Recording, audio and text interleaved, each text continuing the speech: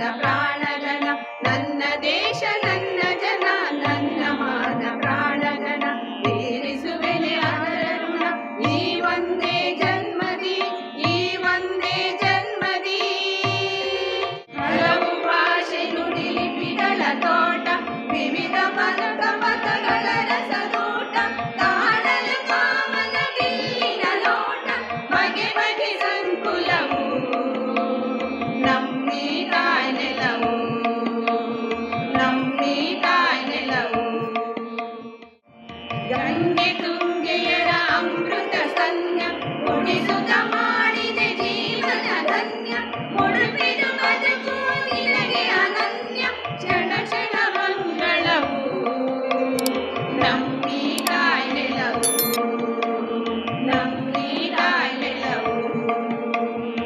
ಐದು ಬೆರಳು ಕೂಡಿ ಒಂದು ಮುಷ್ಟಿಯು ಹಲವು ಮಂದಿ ಸೇರಿ ಸಮಷ್ಟಿಯು ಬೇರೆ ಬೇರೆ ಮಕ್ಕಳು ಒಂದೇ ತಾಯ ಮಕ್ಕಳು ಕೂಡಿ ಹಾಡಿದಾಗ ಕೆಲವು ಗೀತೆಗೆ ಭರತ ಮಾತೆಗೆ ಭರತ ಮಾತೆಗೆ ಮೊಳಗಲಿ ಮೊಳಗಲಿ ನಾಡಗೀತವು ಮೂಡಲಿ ಮೂಡಲಿ ಸುಪ್ರಭಾತವು ಮೊಳಗಲಿ ಮೊಳಗಲಿ ನಾಡಗೀತವು ಮೂಡಲಿ ಮೂಡಲಿ ಸುಪ್ರಭಾತವು.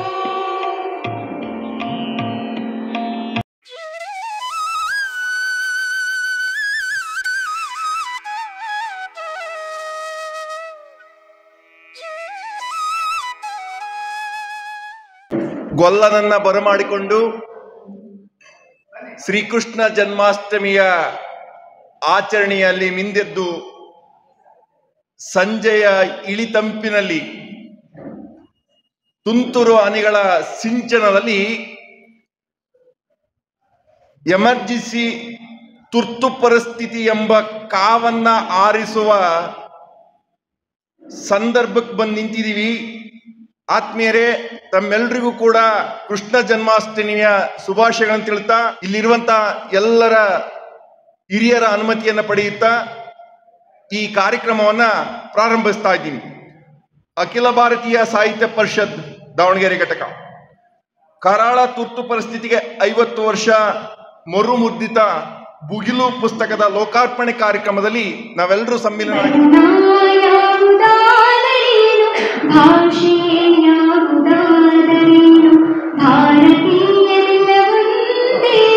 ಅಖಂಡ ಭಾರತ ವಂದೇ ವಂದೇ ಮಾತರಂ ವಂದೇ ಮಾತರಂ ವಂದೇ ಮಾತರಂ ವಂದೇ ಮಾತರಂ. ಓತಾಯಿ ಭಾರತಿ ನಿನಗೆ ದೀಪದಾರತಿ ಓತಾಯಿ ಭಾರತಿ ನಿನಗೆ ದೀಪದಾರತಿ. ಧರ್ಮಗಳೇರಲಿ ಎಲ್ಲ ಧರ್ಮ ಸಾರವೂ ಒಂದೇ. ನೂರಾರು ಭಾಷೆ ನೂರಾರು ಜಾತಿ ಭಾರತೀಯರುಂದೇ.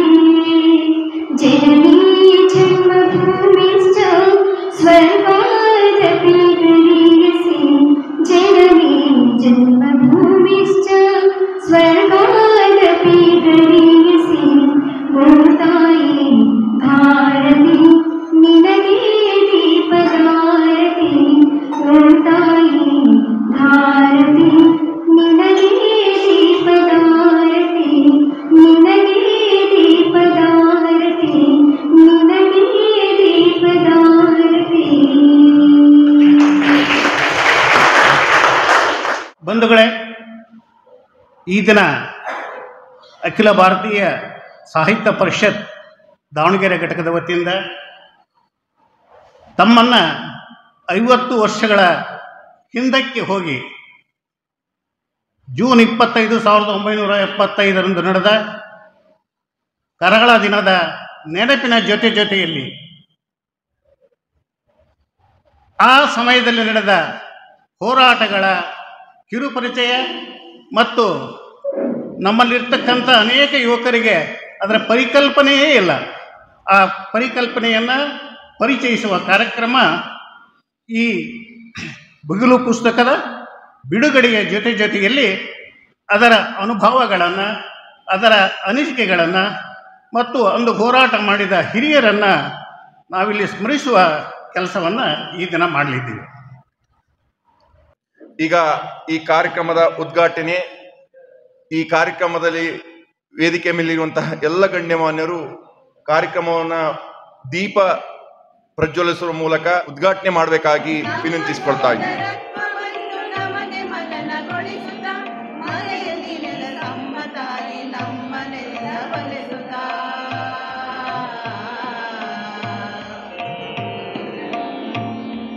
ಸಾವಿರಗಳ ಕಮಲಿನಿ ಓ ಭಾರತಿ ತಾಯಿ ನಿನಗೆ ಇದೋ ಜೀವದಾರತಿ.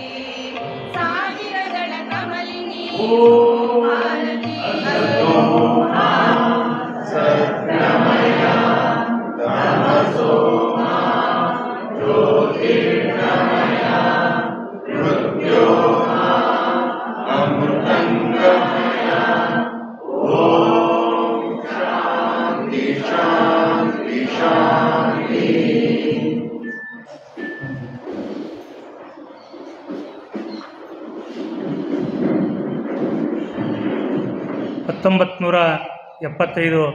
ಏನು ತುರ್ತು ಪರಿಸ್ಥಿತಿ ಹೇರಾಯಿತು, ಅದಕ್ಕಿಂತ ಮೊದಲಿಗೆ ದೇಶದಲ್ಲಿ ಒಂದು 2-3 ನಿಮಿಷಗಳ ಕಾಲ ಅದನ್ನು ನಮ್ಮ ಮೆಲುಕು ಹಾಕಿದಾಗ 1971ರಲ್ಲಿ ಶ್ರೀಮತಿ ಇಂದಿರಾ ಗಾಂಧಿಯವರ ಕಾಂಗ್ರೆಸ್ ಪಾರ್ಟಿ 352 MP ಸೀಟುಗಳನ್ನು ತಗೊಂಡು ದೊಡ್ಡ ಮಟ್ಟದಲ್ಲಿ ಅಧಿಕಾರವನ್ನು ಹಿಡಿಯಿತು. ಆವಾಗ ರಾಯ್ಬರೇಲಿಯಿಂದ ಅವರು ಸ್ಪರ್ಧಿಸಿದ್ರು, ಗೆದ್ದರು. ನಂತರ ಅವರ ವಿರುದ್ಧವಾಗಿ ನಿಂತಂಥ ರಾಜನಾರಾಯಣ ಅವರು ಕೋರ್ಟಿಗೆ ಹೋಗ್ತಾರೆ, ಅಲಹಾಬಾದ್ ಹೈಕೋರ್ಟಿಗೆ. ಏನು ಸರ್ಕಾರದ ದುರುಪಯೋಗವನ್ನು ಮಾಡಿಕೊಂಡಿದ್ದರು ಅದರ ವಿರುದ್ಧ ಹೋಗ್ತಾರೆ. ಅಲ್ಲಿ ಶ್ರೀಮತಿ ಇಂದಿರಾ ಗಾಂಧಿಯವರಿಗೆ ನೀವು ಮಾಲ್ ಪ್ರಾಕ್ಟೀಸ್ ಮಾಡಿ ನೀವು ಗೆದ್ದಿದ್ದು ಅಂಥೇಳಿ ಪೂರ್ವವಾಗಿ ಅದನ್ನು ನಿಲ್ಲಿಸ್ತಾರೆ. ಇಮಿಡಿಯೇಟ್ ಇಂದಿರಾ ಗಾಂಧಿಯವರು ಸುಪ್ರೀಂ ಕೋರ್ಟಿಗೆ ಹೋಗ್ತಾರೆ, ಅಲ್ಲಿಂದ ಸ್ಟೇ ತರ್ತಾರೆ. ಆವಾಗ ದೇಶದಲ್ಲಿ ದೊಡ್ಡ ಹೋರಾಟ ನಡೀತಿರುತ್ತೆ. ಗುಜರಾತ್ನಲ್ಲಿ, ಬಿಹಾರದಲ್ಲಿ ವಿದ್ಯಾರ್ಥಿಗಳ ಒಂದು ಹೋರಾಟ, ಜಾರ್ಜ್ ಫರ್ನಾಂಡಿಸ್ ನೇತೃತ್ವದಲ್ಲಿ ಕಾರ್ಮಿಕರ ಹೋರಾಟ, ಹೀಗೆ 4-5 ಕಡೆ ದೊಡ್ಡ ದೊಡ್ಡ ಹೋರಾಟಗಳು ನಡೀತಾ ಇರ್ತವೆ. ನಂತರ ಆಗಿನ ಕಾಂಗ್ರೆಸ್ಸಿನ ಅಧ್ಯಕ್ಷರು ಶ್ರೀಮತಿ ಇಂದಿರಾ ಗಾಂಧಿಯವರು ಕರೆದು ಒಂದು ಹೇಳ್ತಾರೆ, ನೀವು ಅಧ್ಯಕ್ಷರಾಗಿರಿ, ನಾನು ಪ್ರೈಮ್ ಮಿನಿಸ್ಟರ್ ಆಗ್ತೀನಿ ಅಂತೇಳಿ. ಅದಕ್ಕೆ ಅವರು ಒಪ್ಪುವ ಸ್ಥಿತಿಯಲ್ಲಿ ಇರ್ತಾರೆ. ಆಗ ಸಂಜಯ್ ಗಾಂಧಿ ಬಂದು ತಾಯಿ ಕಿವಿಯಲ್ಲಿ ಏನೋ ಪಿಸುಗುಡ್ತಾರೆ, ಅದನ್ನು ಅವರು ಒಪ್ಪುವುದಿಲ್ಲ. ನಂತರ 24 ಜನವರಿ ಇದರಲ್ಲಿ ಜೂನ್ದಲ್ಲಿ ದೆಹಲಿಯಲ್ಲಿ ದೊಡ್ಡ ಹೋರಾಟ, ಮಾನ್ಯ ಜಯಪ್ರಕಾಶ್ ನಾರಾಯಣ್ ಅವರು, ಮೊರಾರ್ಜಿ ದೇಸಾಯಿ ಅವರ ನೇತೃತ್ವದಲ್ಲಿ ದೊಡ್ಡ ಹೋರಾಟ ನಡೆಯುತ್ತದೆ. ಅವಾಗ ಗೊತ್ತಾಗತ್ತೆ ಇಂದಿರಾ ಗಾಂಧಿ, ಇನ್ನು ನಾನು ಬದುಕೋದು ಕಷ್ಟ ಇಲ್ಲಿ ಅಂಥೇಳಿ ಎಮರ್ಜೆನ್ಸಿಯನ್ನು ತರ್ತಾರೆ. ಪ್ರೆಸಿಡೆಂಟ್ ಕಡೆಯಿಂದ 25ನೇ ತಾರೀಕಿಗೆ ತಗೊಳ್ತಾರೆ ಸಿಗ್ನೇಚರ್. ಆದರೆ ಶುರು ಮಾಡಿದ್ದು 24 ರಾತ್ರಿಯಿಂದನೇ ತುರ್ತು ಪರಿಸ್ಥಿತಿ ಹೇರ್ಲಿಕ್ಕೆ ಶುರು ಮಾಡ್ತಾರೆ. ಎಲ್ಲ ರಾಜಕೀಯ ಪಕ್ಷದ ನಾಯಕರನ್ನು ಒಳಗಾಕ್ತಾರೆ, ಏನೂ ಕಾರಣ ಇಲ್ಲದಾನೆ. ವಿಶೇಷವಾಗಿ ಸಂಘದ ಸ್ವಯಂ ಸೇವಕರನ್ನು ಎಲ್ಲಿ ಬೇಕು ಅಲ್ಲಿ ಕಟ್ಟಾಕಿ ಒಳಗೆ ಹಾಕ್ತಾರೆ, ತ್ರಾಸು ಕೊಡ್ತಾರೆ, ದೈಹಿಕವಾಗಿ ಮಾನಸಿಕವಾಗಿ. ಅದನ್ನೆಲ್ಲ ನಮ್ಮ ಶಿವರಾಮಣ್ಣವರು ನಿಮಗೆ ವಿವರಿಸ್ತಾರೆ. ನಾನು ಆವಾಗ ಕಾಲೇಜ್ ಹುಡುಗ, ನಾವು ಹುಬ್ಬಳ್ಳಿಯಲ್ಲಿ ಓದ್ತಾ ಇದ್ದೆ, ಇನ್ನೂ ನಾನು ದಾವಣಗೆರೆ ಬಂದಿರಲಿಲ್ಲ. ಸ್ವಲ್ಪ ನೆನಪಿದೆ ಆ ಹೋರಾಟದ್ದು. ನಂತರ ಎಷ್ಟು ಅನುಭವಿಸಿದ್ರು ಅಂಥೇಳಿ ಅದನ್ನು ತಿಳ್ಕೊಳಕ್ಕಾಗಲ್ಲ. ಹಾಗೆ ನಮ್ಮ ದಾವಣಗೆರೆ ಬಹಳ ಜನ ಆ ಹೋರಾಟದಲ್ಲಿ ಭಾಗವಹಿಸಿದ್ದಾರೆ. ಶಂಕರನಾರಾಯಣರಿದ್ದಾರೆ, ಶ್ರೀನಿವಾಸರಾಯರಿದ್ದಾರೆ, ರವೀಂದ್ರನಾಥ್ ಅವರಿದ್ದಾರೆ, ನಮ್ಮ ಹರಿಹರದಿಂದ ಬಂದಂಥ ಪ್ರಕಾಶ್ ದೇಶಪಾಂಡೆ ಅವರಿದ್ದಾರೆ. ಹೀಗೆ ಬಹಳ ಜನ ಅದರಲ್ಲಿ ಮಿಸಾದಲ್ಲಿ ಒಳಗೆ ಹೋದವರಿದ್ದಾರೆ. ಹೊರಗಡೆ ಭೂಗತವಾಗಿ ಕೆಲಸ ಮಾಡಿದವರು ಲಕ್ಷಾನುಗಟ್ಟಲೆ ಕಾರ್ಯಕರ್ತರು ಅದರಲ್ಲಿದ್ದಾರೆ. ವಿಶೇಷವಾಗಿ ಸಂಘದ ಸ್ವಯಂ ಸೇವಕರಿಗೆ ಇಷ್ಟು ತೊಂದರೆ ಕೊಟ್ಟರಂದರೆ ಅದನ್ನು ನಾವು ಊಹಿಸ್ಲಿಕ್ಕೂ ಸಾಧ್ಯ ಇಲ್ಲ. ಅದಕ್ಕೆ ನನ್ನ ಪ್ರಕಾರ ಇದು 2ನೇ ಸ್ವಾತಂತ್ರ್ಯ ಹೋರಾಟ ಅಂಥೇಳಿ ನಾನು ಭಾವಿಸ್ತೇನೆ.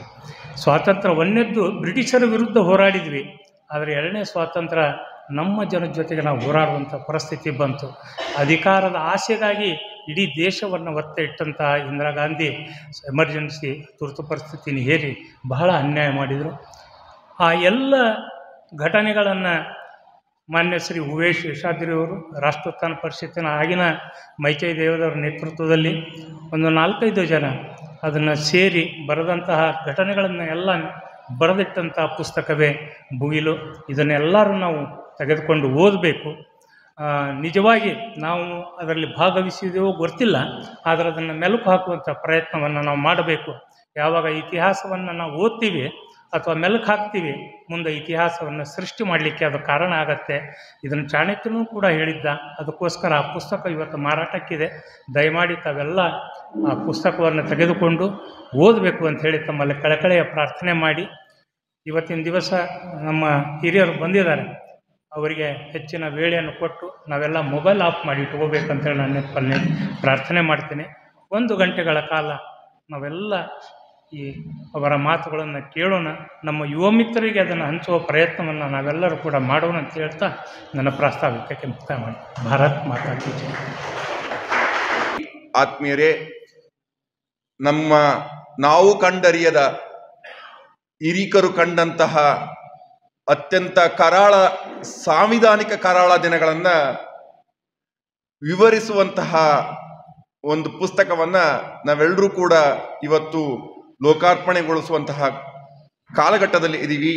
ವೇದಿಕೆ ಮೇಲಿರುವಂತಹ ಎಲ್ಲ ಗಣ್ಯಮಾನ್ಯರು ಭುಗಿಲು ಪುಸ್ತಕವನ್ನ ಲೋಕಾರ್ಪಣೆ ಮಾಡಬೇಕಾಗಿ ವಿನಂತಿಸಿಕೊಳ್ತಾ ಇದ್ದೀವಿ.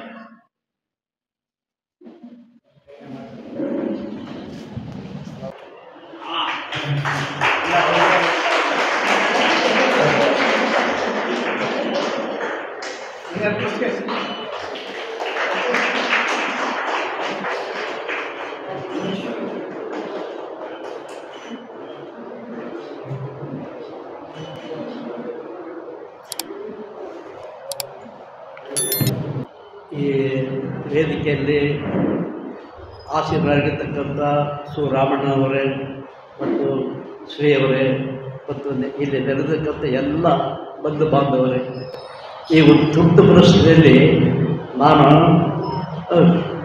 ಅಂಗಡಿಯಲ್ಲಿ ಕೆಲಸ ಮಾಡ್ತಾ ಇರಬೇಕಾದ್ರೆ ನಮ್ಮ ಅಂಗಡಿಯಲ್ಲಿ ಆ ಸಮಯದಲ್ಲಿ ಕೆಲವು ಕರಪತ್ರಗಳು ಬರ್ತಾಯಿತ್ತು.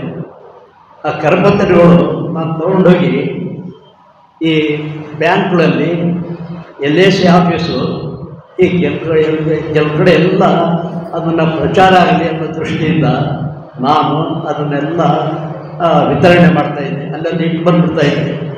ಇದು ಭಾಳ ದಿವಸ ನಡೀತು. ಇದು ನಡೆದಾದ್ಮೇಲೆ ನನಗೆ ಅವರು ಗೊತ್ತಾಯ್ತು, ಅವರಿಗೆ ನಾನು ಇಲ್ಲ ಇದು ಮಾಡ್ತಾ ಇದ್ದಾರೆ ಅಂತ ಹೇಳ್ಬಿಟ್ಟು. ಅವಾಗ ನಾನು ಅಂಗಡಿಯಲ್ಲಿ ವ್ಯಾಪಾರ ಮಾಡ್ತಾ ಇರ್ಬೇಕಾದ್ರೆ ಪೊಲೀಸ್ ವ್ಯಾನ್ ಬಂದು ನನ್ನನ್ನು ಎಲ್ಲಿ ಕರಪತ್ರ ಎಲ್ಲಿದ್ದಾವೆ ಅಂತ ನನಗೆ ಪೊಲೀಸ್ ಭಾಷೆ ಹೇಳಿ ಅವ್ರು ನನಗೆ ಕೇಳಿದರು. ನಾನು ಏನು ಗೊತ್ತಿಲ್ಲ ಸ್ವಾಮಿ, ನನಗೇನಿಲ್ಲ ಅಂತಂದೆ. ಅವರು ಎಲ್ಲ ಕಡೆ ಹುಡುಕಾಡಿದ್ರು ಸಹ ಏನು ಸಿಗಲಿಲ್ಲ, ಅವರಿಗೆ ಏನು ಸಿಗಲಿಲ್ಲ. ಆಮೇಲೆ ನನಗೆ ವ್ಯಾನ್ ಬಂದಿದ್ದಲ್ಲ, 10 ವ್ಯಾನು ಅಂತ ಅವ್ರ ಭಾಷೆಯಲ್ಲಿ. ಸರಿ, ನಾನು ಅವತ್ತು ನಮ್ಮ ಅಂಗಡಿ ಹುಡುಗರಿಗೆಲ್ಲ ಹೇಳಿ, ಅಂಗಡಿ ಬಾಲಕ್ಕೆ ಗೌರವ ನೀವು ಮನೇಲಿ ಬೀಗ ಕೊಡ್ರಿ ಅಂತ ಹೇಳಿ ನಾನು ಸ್ಟೇಷನ್ಗೆ ಹೋದೆ. ಅಲ್ಲಿ ಮೊದಲು ನನಗೆ ವಿಚಾರ ಮಾಡ್ತಾಯಿದ್ರು, ಏನೇನೋ ಕೇಳಿದ್ರು. ನಾನು ಯಾವುದೂ ಇಲ್ಲ ಅಂತ ಹೇಳ್ತಾ ಇದ್ದೆ. ಕೋರ್ಟಿಗೆ ಕರ್ಕೊಂಡೋಗಿ ಅಲ್ಲಿ ನನಗೇನು ಅಟುವಳಿಕೆ ಹಾಕಿದ್ದಾರೆ ಅಂದರೆ, ನೀವು ಹಾಸ್ವಾಯು ಸರ್ಕಲಲ್ಲಿ ಭಾಷಣ ಮಾಡ್ತಾಯಿದ್ರಿ ಅನ್ನೋ ಒಂದು ನನ್ನ ಮೇಲೆ ಅಪಾದನೆ ಅವ್ರದ್ದು ಪೊಲೀಸ್ನವರು. ಆಮೇಲೆ ನನ್ನನ್ನು ಜೈಲಿಗೆ ಕಳಿಸಿದರು. ಜೈಲಿನಲ್ಲಿ ಅಲ್ಲಿ ಹೋದಾಗ ನನ್ನ ಈ ಜನಿವಾರ ಮತ್ತು ಉಡುದಾರ ಮತ್ತು ಜಪಮಾಲೆ ಇವನ್ನೆಲ್ಲ ತರಿಸಿ ಅದರ ಕಡೆ ಇಟ್ಟು ನನ್ನನ್ನು ಆ ಕಡೆ ಜೈಲಿನಲ್ಲಿ ನನಗೆ ಕಳಿಸಿದರು. ಅವತ್ತು ರಾತ್ರಿ ಊಟ ಇಲ್ಲ, ಅಲ್ಲೂ ರಾತ್ರಿ ನಮಗೆ ತೊಂದರೆ. ಹೀಗಾಗಿ ನಾನು ಭಾಳ ತೊಂದರೆ ಕೊಟ್ಟರು ಅಂತ ಹೇಳಬಾರದು. ಆದರೆ ನಮ್ಮದು ಒಂದು ಮಾತ್ರ ನನಗೆ ಇದಿತ್ತು,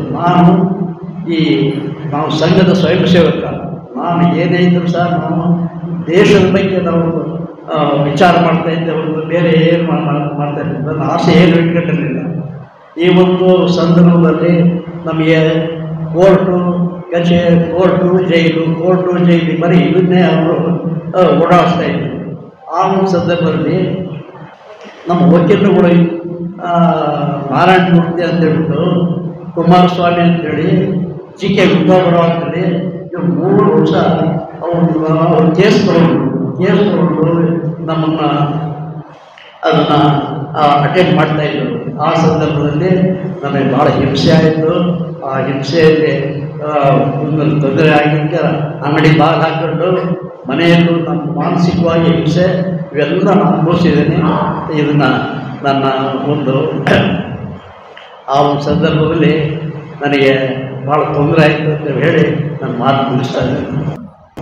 ಈಗ ಮುಖ್ಯ ಭಾಷಣಕಾರರಾಗಿ ಈ ಕಾರ್ಯಕ್ರಮದಲ್ಲಿ ಪಾಲ್ಗೊಂಡಿರುವಂತಹ ಹಿರಿಯರು, ನಮ್ಮೆಲ್ಲರ ಮಾರ್ಗದರ್ಶಕರು ಆಗಿರುವಂತಹ ಶ್ರೀ ಸು ರಾಮಣ್ಣನವರು ಈ ಕಾರ್ಯಕ್ರಮ ಉದ್ದೇಶಿಸಿ ಮಾತಾಡಬೇಕಾಗಿ ಅವರಲ್ಲಿ ವಿನಯಪೂರ್ವಕವಾಗಿ ವಿನಂತಿಸಿಕೊಳ್ತಾರೆ.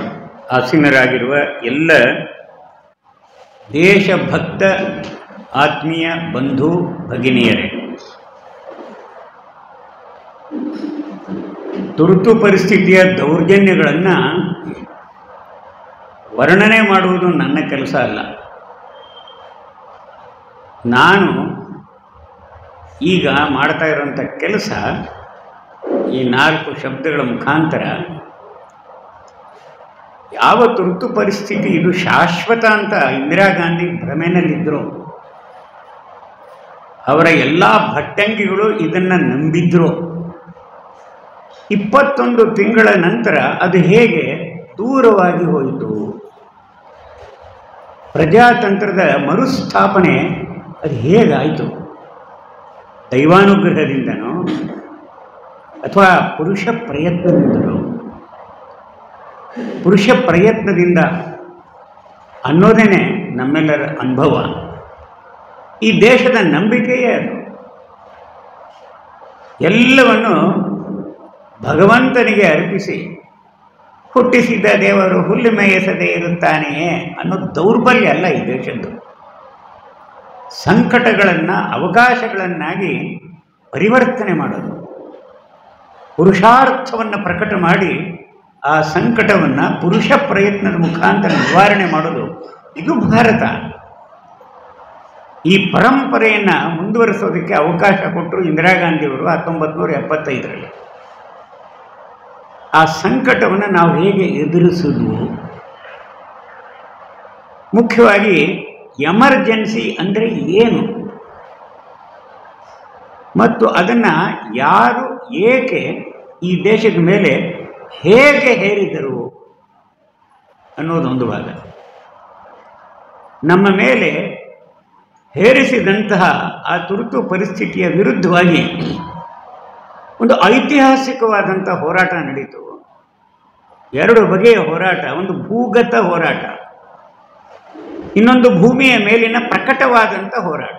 ಒಂದು ಅಗೋಚರ ಅಪ್ರತ್ಯಕ್ಷ ಮತ್ತು ಇನ್ನೊಂದು ಗೋಚರ ಪ್ರತ್ಯಕ್ಷ ಹೋರಾಟ. ಈ ತುರ್ತು ಪರಿಸ್ಥಿತಿಯ ಘಟನಾವಳಿಗಳು 21 ತಿಂಗಳ ಕಾಲ ನಡೆದದ್ದು ಈ ನಮ್ಮ ದೇಶಕ್ಕೆ ಏನು ಸಂದೇಶ ಕೊಡ್ತಾ ಇದೆ, ಏನು ಪಾಠವನ್ನು ಹೇಳ್ತಾ ಇದೆ, ಎಚ್ಚರಿಕೆಯ ಸಂದೇಶ ಏನು ಕೊಡ್ತಾ ಇದೆ? ಇಷ್ಟು ವಿಷಯಗಳನ್ನು ನಾನು ನಿಮ್ಮ ಮುಂದೆ ಇಡುವ ಸಲುವಾಗಿಯೇ ಇಲ್ಲಿ ಕುಳಿತಿದ್ದೇನೆ. ಕರಾಳ ಕಪ್ಪು ದಿನಗಳ ಪುನಃಸ್ಮರಣೆ ಅಲ್ಲ ಇದು. ಕರಾಳ ಕಪ್ಪು ದಿನಗಳ ವಿರುದ್ಧವಾಗಿ ನಡೆದಂಥ ಯಶಸ್ವಿ ಹೋರಾಟದ ಮೆಲಕು. ಪುನಃಸ್ಮರಣೆ ಅಂದರೆ ಹಿಂದೆ ಕೇಳಿದ್ದನ್ನು, ಹಿಂದೆ ಹೇಳಿದ್ದನ್ನು ಪುನಃ ನೆನಪು ಮಾಡಿಕೊಳ್ಳೋದು ಅಷ್ಟೇನೆ. ಒಳ್ಳೆಯದನ್ನು ಪುನಃ ಪುನಃ ನೆನಪು ಮಾಡಿಕೊಳ್ಳೋದಿದೆಯಲ್ಲ, ಅದಕ್ಕೆ ಮೆಲಕು ಅಂತಾರೆ. ಆ 20 ತಿಂಗಳ ಕಾಲ ನಡೆದಂಥ ಪ್ರಾರಂಭದ ದಿನಗಳಲ್ಲಿ ಕಣ್ಣಿಗೆ ಕಾಣಿಸದಿದ್ದರೂ ಅಂಡರ್ಗ್ರೌಂಡ್ ಮೂವ್ಮೆಂಟ್, ಭೂಗತ ಆಂದೋಲನ ನಡೀತು. ಕ್ರಮೇಣ ಅದು ಭೂಮಿಯ ಮೇಲೆ ಪ್ರಕಟವಾಗ್ತಾ ಹೋಯಿತು. ಪರಿಣಾಮವಾಗಿ ಪರಿಸ್ಥಿತಿಯೊಳಗೆ ಸ್ಥಿತ್ಯಂತರ ಆಗಿ ಹೋಯಿತು. ಮೊದಲನೇದಾಗಿ ಈ ಎಮರ್ಜೆನ್ಸಿ ತುರ್ತು ಪರಿಸ್ಥಿತಿ ಏನಿದು? 1975ರಲ್ಲಿ ಜೂನ್ 25-26 ನಡುವಿನ ರಾತ್ರಿಯ ಸಮಯದಲ್ಲಿ ಇಂದಿರಾ ಗಾಂಧಿಯವರ ಮುಂದಾಳತನದಲ್ಲಿ ದೇಶದ ಮೇಲೆ ಹೇರಿದಂಥ ತುರ್ತು ಪರಿಸ್ಥಿತಿ ಮಾರನೇ ದಿನ ಇಂದಿರಾ ವಾಣಿಯ ಮುಖಾಂತರ ದೇಶಕ್ಕೆ ಗೊತ್ತಾಯಿತು. ಅಂದರೆ ಆಕಾಶವಾಣಿ ಆಗಿರಲಿಲ್ಲ ಅದು. ಆಗ ತುರ್ತು ಪರಿಸ್ಥಿತಿ ಇದೇನಿದು, ಇದ್ರದ್ದೇನು ಪರಿಣಾಮ ನಮಗೆ ಗೊತ್ತೇ ಇರಲಿಲ್ಲ. ತುರ್ತು ಪರಿಸ್ಥಿತಿ ಅಂದರೆ ಇಷ್ಟೇ ಆಗಿತ್ತು. ಆಮೇಲೆ ನಮಗೆ ಗೊತ್ತಾಯಿತು. ಇಂಗ್ಲೀಷ್ನಲ್ಲಿ ಹೇಳ್ತಾರೆ ಇಂಟರ್ನಲ್ ಎಮರ್ಜೆನ್ಸಿ, ಆಂತರಿಕ ಆಪತ್ಕಾಲೀನ ಪರಿಸ್ಥಿತಿ ಅಂತ ಹಿಂದಿ ಒಳಗೆ ಹೇಳ್ತಾರೆ. ಕನ್ನಡದಲ್ಲಿ ನಾವು ಆಂತರಿಕ ತುರ್ತು ಪರಿಸ್ಥಿತಿ ಅಂತ ಹೇಳೋದು. ಕಳೆದ ಹಲವು ವರ್ಷಗಳಿಂದ ಈ ದೇಶದಲ್ಲಿ ಕೆಲವು ಏರೋ ಅಂಥ ಸತತ ಪ್ರಯತ್ನ ಮಾಡ್ತಾ ಇದ್ರು, ಜಾರಿ ಬೀಳ್ತಾ ಇರ್ತಕ್ಕಂಥ ತಥಾಕಥಿತ ಒಬ್ಬಿಬ್ಬರು ರಾಜಕಾರಣಿಗಳು ಟೇಬ್ನೊಳಗೆ ಒಂದು ಸಣ್ಣ ಪುಸ್ತಕ ಇಟ್ಕೊಳ್ತಾರೆ, ಅದನ್ನು ತೋರಿಸ್ತಾರೆ. ಇದು ನಮ್ಮ ದೇಶದ ಸಂವಿಧಾನ, ಇದನ್ನು ನಾವು ರಕ್ಷಣೆ ಮಾಡೋದಕ್ಕೋಸ್ಕರ ಇದ್ದೀವಿ, ಸಂಘ ಪರಿವಾರದವರು ಭಕ್ಷಣೆ ಮಾಡಿದ್ರು. ಹೇಳಿದ್ದನ್ನೇ ಹೇಳ್ತಾ ಹೇಳಿದ್ದರ ಪರಿಣಾಮ ದೇಶದ ಮೇಲೆ ಎಲ್ಲೋ ಸ್ವಲ್ಪ ಆ ಚುನಾವಣೆ ಸಮಯದಲ್ಲಿ ಆಗಿತ್ತು, ನಮ್ಮ ದುರ್ದೈವದಿಂದ, ನಮ್ಮದೇ ತಪ್ಪಿನಿಂದ. ಆಮೇಲೆ ಏನೂ ಪರಿಣಾಮ ಆಗಿಲ್ಲ. ಕನ್ನಡದಲ್ಲಿ ಒಂದು ಗಾದೆ, ಹೇಳಿದ್ದೇ ಹೇಳೋ ದಾಸಿ ಅಂತ ಯಾರೂ ಹೇಳಲಿಲ್ಲ. ಏನು ಹೇಳ್ತಾ ಇರೋನು ದಾಸನೇ. ಚರ್ವಿತ ಚರ್ವಣ ಇದು ನಡೀತಾ ಇದೆ. ಈ ಸಂದರ್ಭದಲ್ಲಿ ತುರ್ತು ಪರಿಸ್ಥಿತಿಯ ಆ ಘಟನಾವಳಿಗಳು ನಮಗೆ ಎತ್ತಿ ತೋರಿಸುತ್ತವೆ, ಸಂಪೂರ್ಣವಾಗಿ ಬಯಲು ಮಾಡುತ್ತದೆ, ಅನಾವರಣಗೊಳಿಸುತ್ತೆ. ಏನು? ತುರ್ತು ಪರಿಸ್ಥಿತಿಯ ಮುಖಾಂತರ ಸಂವಿಧಾನದ ರಕ್ಷಣೆ ಮಾಡಲಿಲ್ಲ ಅವರು, ಸಂವಿಧಾನದ ಭಕ್ಷಣೆ ಮಾಡಿದರು. ಸಂವಿಧಾನದ ದುರುಪಯೋಗ ಮಾತ್ರ ಅಲ್ಲ, ಸಂವಿಧಾನದ ಮೇಲೆ ಅತ್ಯಾಚಾರ ಮಾಡಿದರು, ಅನಾಚಾರ ಮಾಡಿದರು. ಸಂವಿಧಾನ ನಿರ್ಮಾತೃಗಳಿಗೆ ಅಪಮಾನ ಮಾಡಿದರು, ಅನ್ಯಾಯ ಮಾಡಿದರು. ಸಂವಿಧಾನವನ್ನೇ ಸಾಕ್ಷಿಯಾಗಿ ಇಟ್ಟುಕೊಂಡು ಸಂವಿಧಾನದ ಒಂದು ವಿಧಿಯ ದುರುಪಯೋಗ, ದುರಾಚಾರ ಮಾಡಲಾಯಿತು. ಸಂವಿಧಾನದ ನಿರ್ಮಾತೃಗಳು ಸಂವಿಧಾನದಲ್ಲಿ ಒಂದು ವಿಧಿ ಇಷ್ಟು ಸೇರಿಸಿದ್ರು. ಅಕಸ್ಮಾತ್ ದೇಶದಲ್ಲಿ ನಮ್ಮ ಅಪೇಕ್ಷೆ ಇಲ್ಲದೆ, ನಮ್ಮ ನಿರೀಕ್ಷೆ ಇಲ್ಲದೆ, ನಮಗೆ ಗೊತ್ತಿಲ್ಲದೆ ಅರಾಜಕ ಪರಿಸ್ಥಿತಿ ನಿರ್ಮಾಣ ಆಯಿತು ಅಂತ ಇಟ್ಕೊಳ್ಳಿ. ಸಂವಿಧಾನದಲ್ಲಿರ್ತಕ್ಕಂಥ ಸಾಮಾನ್ಯ ನಿಯಮಗಳನ್ನು ಬಳಸಿಕೊಂಡು ಈ ಅರಾಜಕ ಪರಿಸ್ಥಿತಿ, ದಂಗೆ, ಇದನ್ನು ನಿಯಂತ್ರಣದಲ್ಲಿಡಲು ಸಾಧ್ಯವಾಗ್ತಾ ಇಲ್ಲ. ಇರುವ ಪೊಲೀಸು ಕಾನೂನು ಸಂರಕ್ಷಣೆ ವ್ಯವಸ್ಥೆಗೆ ಇದು ಒಳಪಡಿಸೋದಕ್ಕೆ ಆಗ್ತಾ ಇಲ್ಲ. ಅಲ್ಲಲ್ಲಿ ದಂಗೆಗಳಿಗೆ ಸನ್ನಾಹ ನಡೀತಾ ಇದೆ, ಷಡ್ಯಂತ್ರ ನಡೀತಾ ಇದೆ. ಪೊಲೀಸ್ನವ್ರಿಗೂ ಪ್ರಚೋದನೆ ನೀಡಲಾಗ್ತಾ ಇದೆ ಸರ್ಕಾರದ ವಿರುದ್ಧವಾಗಿ ಲಾಠಿ ಎತ್ತೋದಕ್ಕೋಸ್ಕರ. ಅಕ್ಕಪಕ್ಕದ ದೇಶಗಳು ಈ ಪರಿಸ್ಥಿತಿನ ದುರುಪಯೋಗ ಮಾಡಿಕೊಂಡು ಆಕ್ರಮಣ ಮಾಡತಕ್ಕಂಥ ಒಂದು ಸಿದ್ಧತೆಯಲ್ಲಿ ಇವೆ.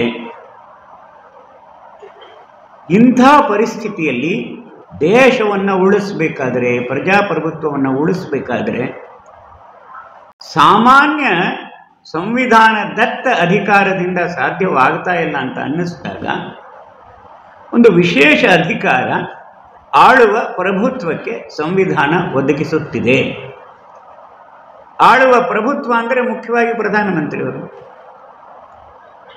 ಈ ಅಧಿಕಾರವನ್ನು ಅವರು ಬಳಸಿಕೊಂಡು ದೇಶವನ್ನು ಒಂದು ಯೋಗ್ಯವಾದ ಶಾಂತಿಯ ಮಾರ್ಗದಲ್ಲಿ ತರುವವರೆಗೂ ಸಂವಿಧಾನದಿಂದ ಎಲ್ಲರಿಗೂ ಕೊಡಲಾಗಿರ್ತಕ್ಕಂಥ ಮೂಲಭೂತ ಹಕ್ಕುಗಳನ್ನು ರದ್ದು ಮಾಡಬಹುದು. ಮೂಲಭೂತ ಹಕ್ಕುಗಳನ್ನು ಯಾರನ್ನೂ ಬಳಸುವ ಅಧಿಕಾರವನ್ನು ಹೊಂದಿರುವುದಿಲ್ಲ. ಪ್ರಧಾನಮಂತ್ರಿ ಏನು ಹೇಳ್ತಾರೆ ಅದೇ ಈ ದೇಶದ ಕಾನೂನು. ಹೀಗೆ ಒಂದು ಪ್ರಾವಧಾನ್ ಅಂತ ಹೇಳ್ತಾರೆ ಹಿಂದಿನಲ್ಲಿ, ಸಂಸ್ಕೃತದಲ್ಲಿ, ಕನ್ನಡದಲ್ಲಿ ಒಂದು ಅವಕಾಶ ಇದೆ. ಇದನ್ನು ಘೋಷಣೆ ಮಾಡಿದಾಗ ದೇಶದಲ್ಲಿ ಪ್ರಜಾತಂತ್ರ ಸ್ಥಗಿತವಾಗುತ್ತೆ. ಘೋಷಣೆ ಮಾಡುವವರು ರಾಷ್ಟ್ರಪತಿಗಳು. ರಾಷ್ಟ್ರಪತಿಗಳಿಗೆ ಸಂಪುಟ ಶಿಫಾರಸು ಮಾಡಬೇಕು, ಸಚಿವ ಸಂಪುಟ ಪ್ರಧಾನಮಂತ್ರಿ ನೇತೃತ್ವದಲ್ಲಿ.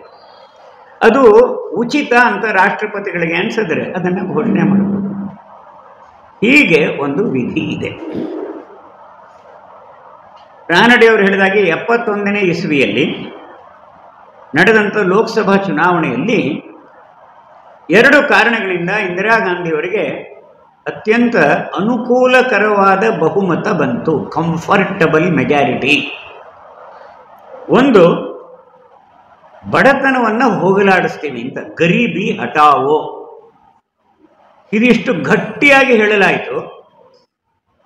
ಮತ್ತು ಈ ಪ್ರಧಾನಮಂತ್ರಿ ಇಂದಿರಾ ಗಾಂಧಿಯವರು ಪ್ರಧಾನಮಂತ್ರಿ ಆಗಿದ್ದಂತೆ ನೆಹರು ಅವರ ಮಗಳು ಬಹಳ ಗಟ್ಟಿ ಮನಸ್ಸಿನ ವ್ಯಕ್ತಿ, ಧಾರ್ಷ್ಟ್ಯತನ ಇತ್ತು.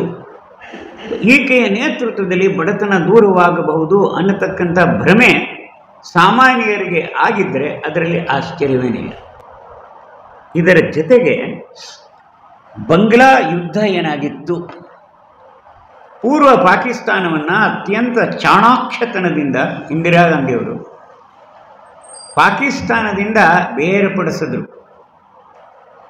ಸ್ವತಂತ್ರವಾದಂಥ ಬಾಂಗ್ಲಾದೇಶ ಉದಯವಾಗುವುದಕ್ಕೆ ಶೇಖ್ ಮುಜಿಬುರ್ ರೆಹಮಾನ್ ಏನೊಂದು ಆಂದೋಲನ ಮಾಡ್ತಾ ಇದ್ರು. ಅದಕ್ಕೆ ಸಂಪೂರ್ಣವಾದಂಥ ಬೆಂಬಲವನ್ನು ಇಂದಿರಾ ಗಾಂಧಿಯವರು ನೀಡಿದರು. ದೈವೇಚ್ಛೆನೂ ಇತ್ತು ಅಂತ ಕಾಣುತ್ತೆ, ಪಾಕಿಸ್ತಾನ ಒಡೆದೋಗಬೇಕು ಅಂತ. ಪೂರ್ವ ಪಾಕಿಸ್ತಾನ ಇದ್ದದ್ದು ಬಾಂಗ್ಲಾದೇಶವಾಗಿ ಹೊಸ ದೇಶ ಅಸ್ತಿತ್ವಕ್ಕೆ ಬಂತು. 93,000 ಪಾಕಿಸ್ತಾನದ ಸೈನಿಕರು ಸುಲಭವಾಗಿ ನಮಗೆ ಸೆರೆ ಸಿಕ್ಕಿಬಿಟ್ರು. ಬಹಳ ದೊಡ್ಡ ಒಂದು ಸಾಧನೆ ಇದು. ಈ ಸಾಧನೆ ಮಾಡಿದವರು ಇಂದಿರಾ ಗಾಂಧಿ ಅನ್ನೋದನ್ನು ನಾವು ಒಪ್ಕೊಳ್ತೀವಿ. ಅನೇಕರು ಹೇಳೋ ಹಾಗೆ ಲೋಕಸಭೆಯೊಳಗೆ ಅಟಲ್ ಬಿಹಾರಿ ವಾಜಪೇಯಿಯವರು ಇಂದಿರಾ ಗಾಂಧಿಯನ್ನು ದುರ್ಗೆಗೆ ಹೋಲಿಸಿದ್ರು ಅಂತ ಹೇಳ್ತಾರೆ. ಅಂದರೆ ದೇಶಕ್ಕೆ ಸಂಕಟ ಬಂದಂಥ ಸಮಯದಲ್ಲಿ ನಾವು ಪರಸ್ಪರ ಹೋರಾಡೋರಲ್ಲ, ನಾವು ಹೋರಾಡ್ತಾ ಇರ್ತೀವಿ. ಆದರೆ ನಮ್ಮಿಬ್ಬರಿಗೂ ಸಂಕಟ ಬಂದಾಗ ನಾವು ಒಂದೇನೆ. ಆ ಧರ್ಮರಾಯನ ಒಂದು ಮಾತಾ ಇದೆಯಲ್ಲ, ವಯಂ ಪಂಚಾಧಿಕಂ ಶತಂ. ಪಾಂಡವರು ವನವಾಸದಲ್ಲಿ ಕಷ್ಟ ಅನುಭವಿಸ್ತಾ ಇರೋದನ್ನು ನೋಡಿ ಸಂತೋಷ ಪಡೋದಕ್ಕೋಸ್ಕರ ಅವರನ್ನು ಮೋಸದಲ್ಲಿ ದ್ಯೂತದಲ್ಲಿ ಸೋಲಿಸಿ ಕಾಡಿಗೆ ಅಟ್ಟಿದಂಥ ದುರ್ಯೋಧನ ಕಾಡಿಗೆ ಬರ್ತಾನೆ. ಅವನು ಮತ್ತು ಅವನ ಅನುಚರರನ್ನು ಅಲ್ಲಿದ್ದಂಥ ಅವ್ರು ಹಿಡಿದು ಹಾಕ್ತಾರೆ, ಗಂಧರ್ವರು ಯಾರು. ಆ ವಿಷಯ ಧರ್ಮರಾಯನಿಗೆ ಗೊತ್ತಾದಾಗ ಭೀಮನಿಗೆ ಹೇಳ್ತಾನೆ, ಎಷ್ಟಾದರೂ ನಮ್ಮ ಸೋದರರು ಅವರು, ಅವರನ್ನು ಬಿಡಿಸ್ಬೇಕು. ಭೀಮ ಹೇಳ್ತಾನೆ, ಏನು ಮಾತು ಹೇಳ್ತಾ ಇದೀಯ ನೀನು? ಆಗ ಹೇಳ್ತಾರೆ, ನಾವೇ ಇದ್ದಾಗ ನಾವು 5 ಜನ, ಅವರು 100 ಜನ. ನಮ್ಮ ಸಹೋದರರ ಮೇಲೆ ಸಂಕಟ ಬಂದಾಗ ನಾವು 105 ಜನ. ವಯಂ ಪಂಚಾಧಿಕಂ ಶತಂ. ಇದು ಭಾರತದ ಪರಂಪರೆ. ಇದಕ್ಕೆ ಅನುಗುಣವಾಗಿ ಅಟಲ್ಜಿಯವರ ಹೇಳ್ತಾರೆ ಇಂದಿರಾ ದುರ್ಗಾ ಅಂತ.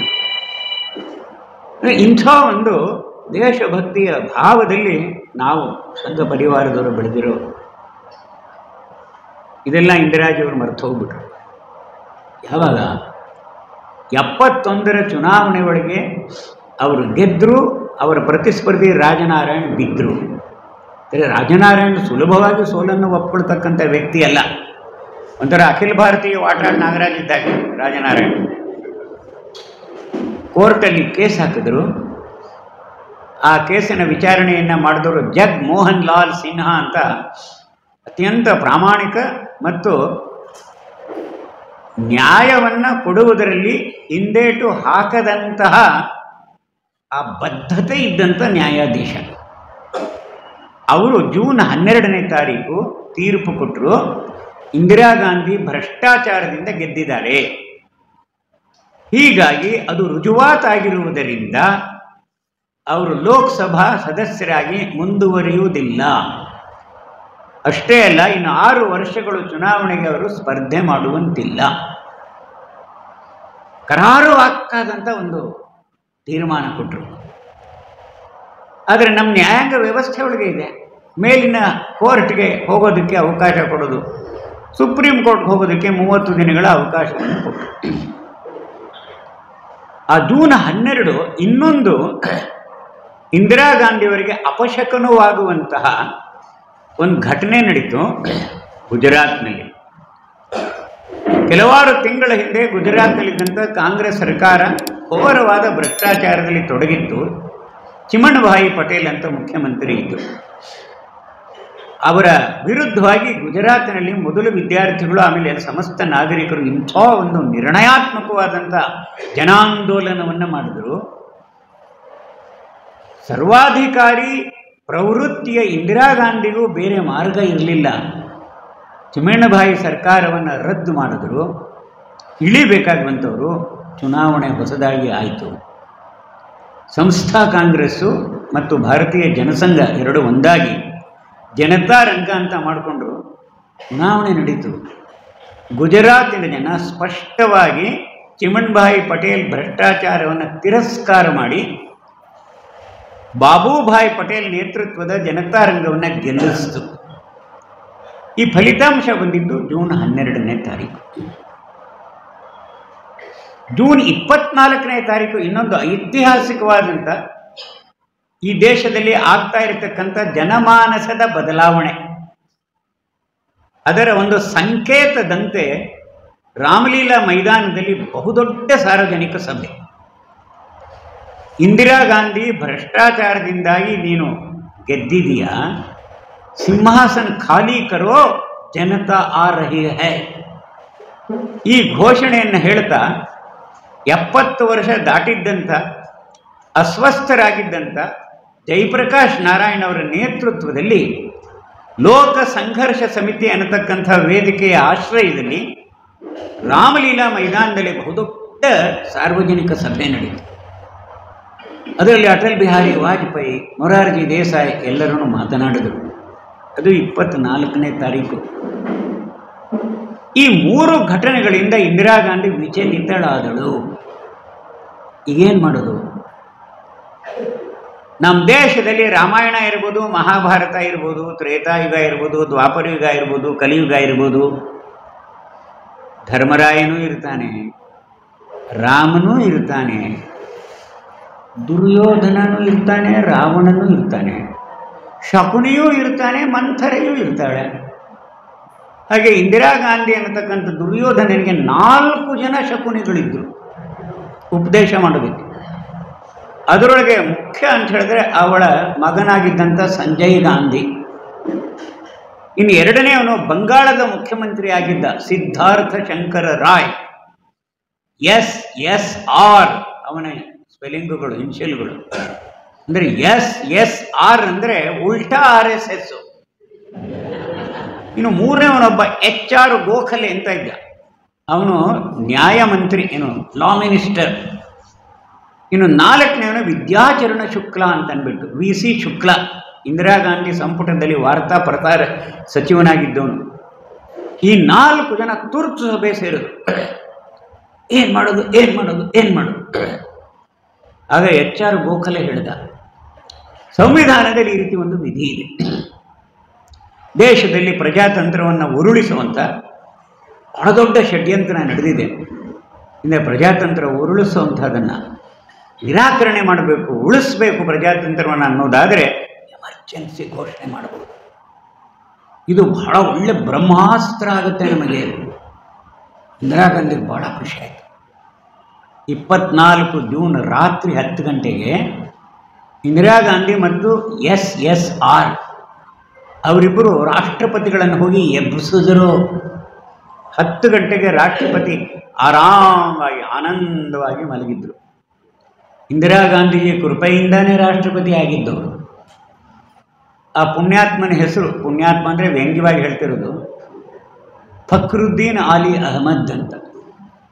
ಅವನು ಎಬ್ಸಿ ಇಂದಿರಾ ಗಾಂಧಿಯವರು ಹೇಳಿದ್ರು, ದೇಶ ಮೇ ಐಸಾ ಹೋ ರಹಾ ಹೈ, ಸಚಿವ ಸಂಪುಟ ಸೇರಿ ನಿರ್ಣಯ ಮಾಡಿದ್ದೀವಿ, ಎಮರ್ಜೆನ್ಸಿ ಘೋಷಣೆ ಮಾಡಬೇಕು, ರುಜು ಹಾಕಿ, ಕೊಡಿ ಕೊಡಿ ಕೊಡಿ ಅಂತ ರುಜು ಹಾಕೇ ಬಿಟ್ರು, ನೋಡಲೇ ಇಲ್ಲ. 25 ರಾತ್ರಿ 12 ಗಂಟೆ ಆದಮೇಲೆ ಅದನ್ನು ಘೋಷಣೆ ಮಾಡಿದ್ರು. 26 ಬೆಳಿಗ್ಗೆ ಇಡೀ ದೇಶಕ್ಕೆ ಅದನ್ನು ತಿಳಿಸಲಾಯಿತು. ಯಾವ ಸಚಿವ ಸಂಪುಟದ ಸಭೆಯೂ ಆಗಿರಲಿಲ್ಲ. ಈ 4 ಜನ ಪ್ಲಸ್ ಇಂದಿರಾ ಗಾಂಧಿಗೆ ಮಾತ್ರ ಗೊತ್ತಿತ್ತು. ರಾಷ್ಟ್ರಪತಿಗೆ ಇದರ ಬಗ್ಗೆ ಸುಳಿವೂ ಇರಲಿಲ್ಲ. ಆದರೆ ರಬ್ಬರ್ ಸ್ಟ್ಯಾಂಪ್ ರಾಷ್ಟ್ರಪತಿ ಆಗಿದ್ದಕ್ಕಾಗಿ ಇಂದಿರಾ ಗಾಂಧಿಯವರ ಋಣ ತೀರಿಸೋದಕ್ಕೋಸ್ಕರ ಅವನು ರುಜು ಹಾಕಿಬಿಟ್ಟ. ಹೀಗೆ ದೇಶದಲ್ಲಿ 26 ಬೆಳಿಗ್ಗೆ ಜೂನ್ 1975 ತುರ್ತು ಪರಿಸ್ಥಿತಿಯ ಘೋಷಣೆ ಆಯಿತು.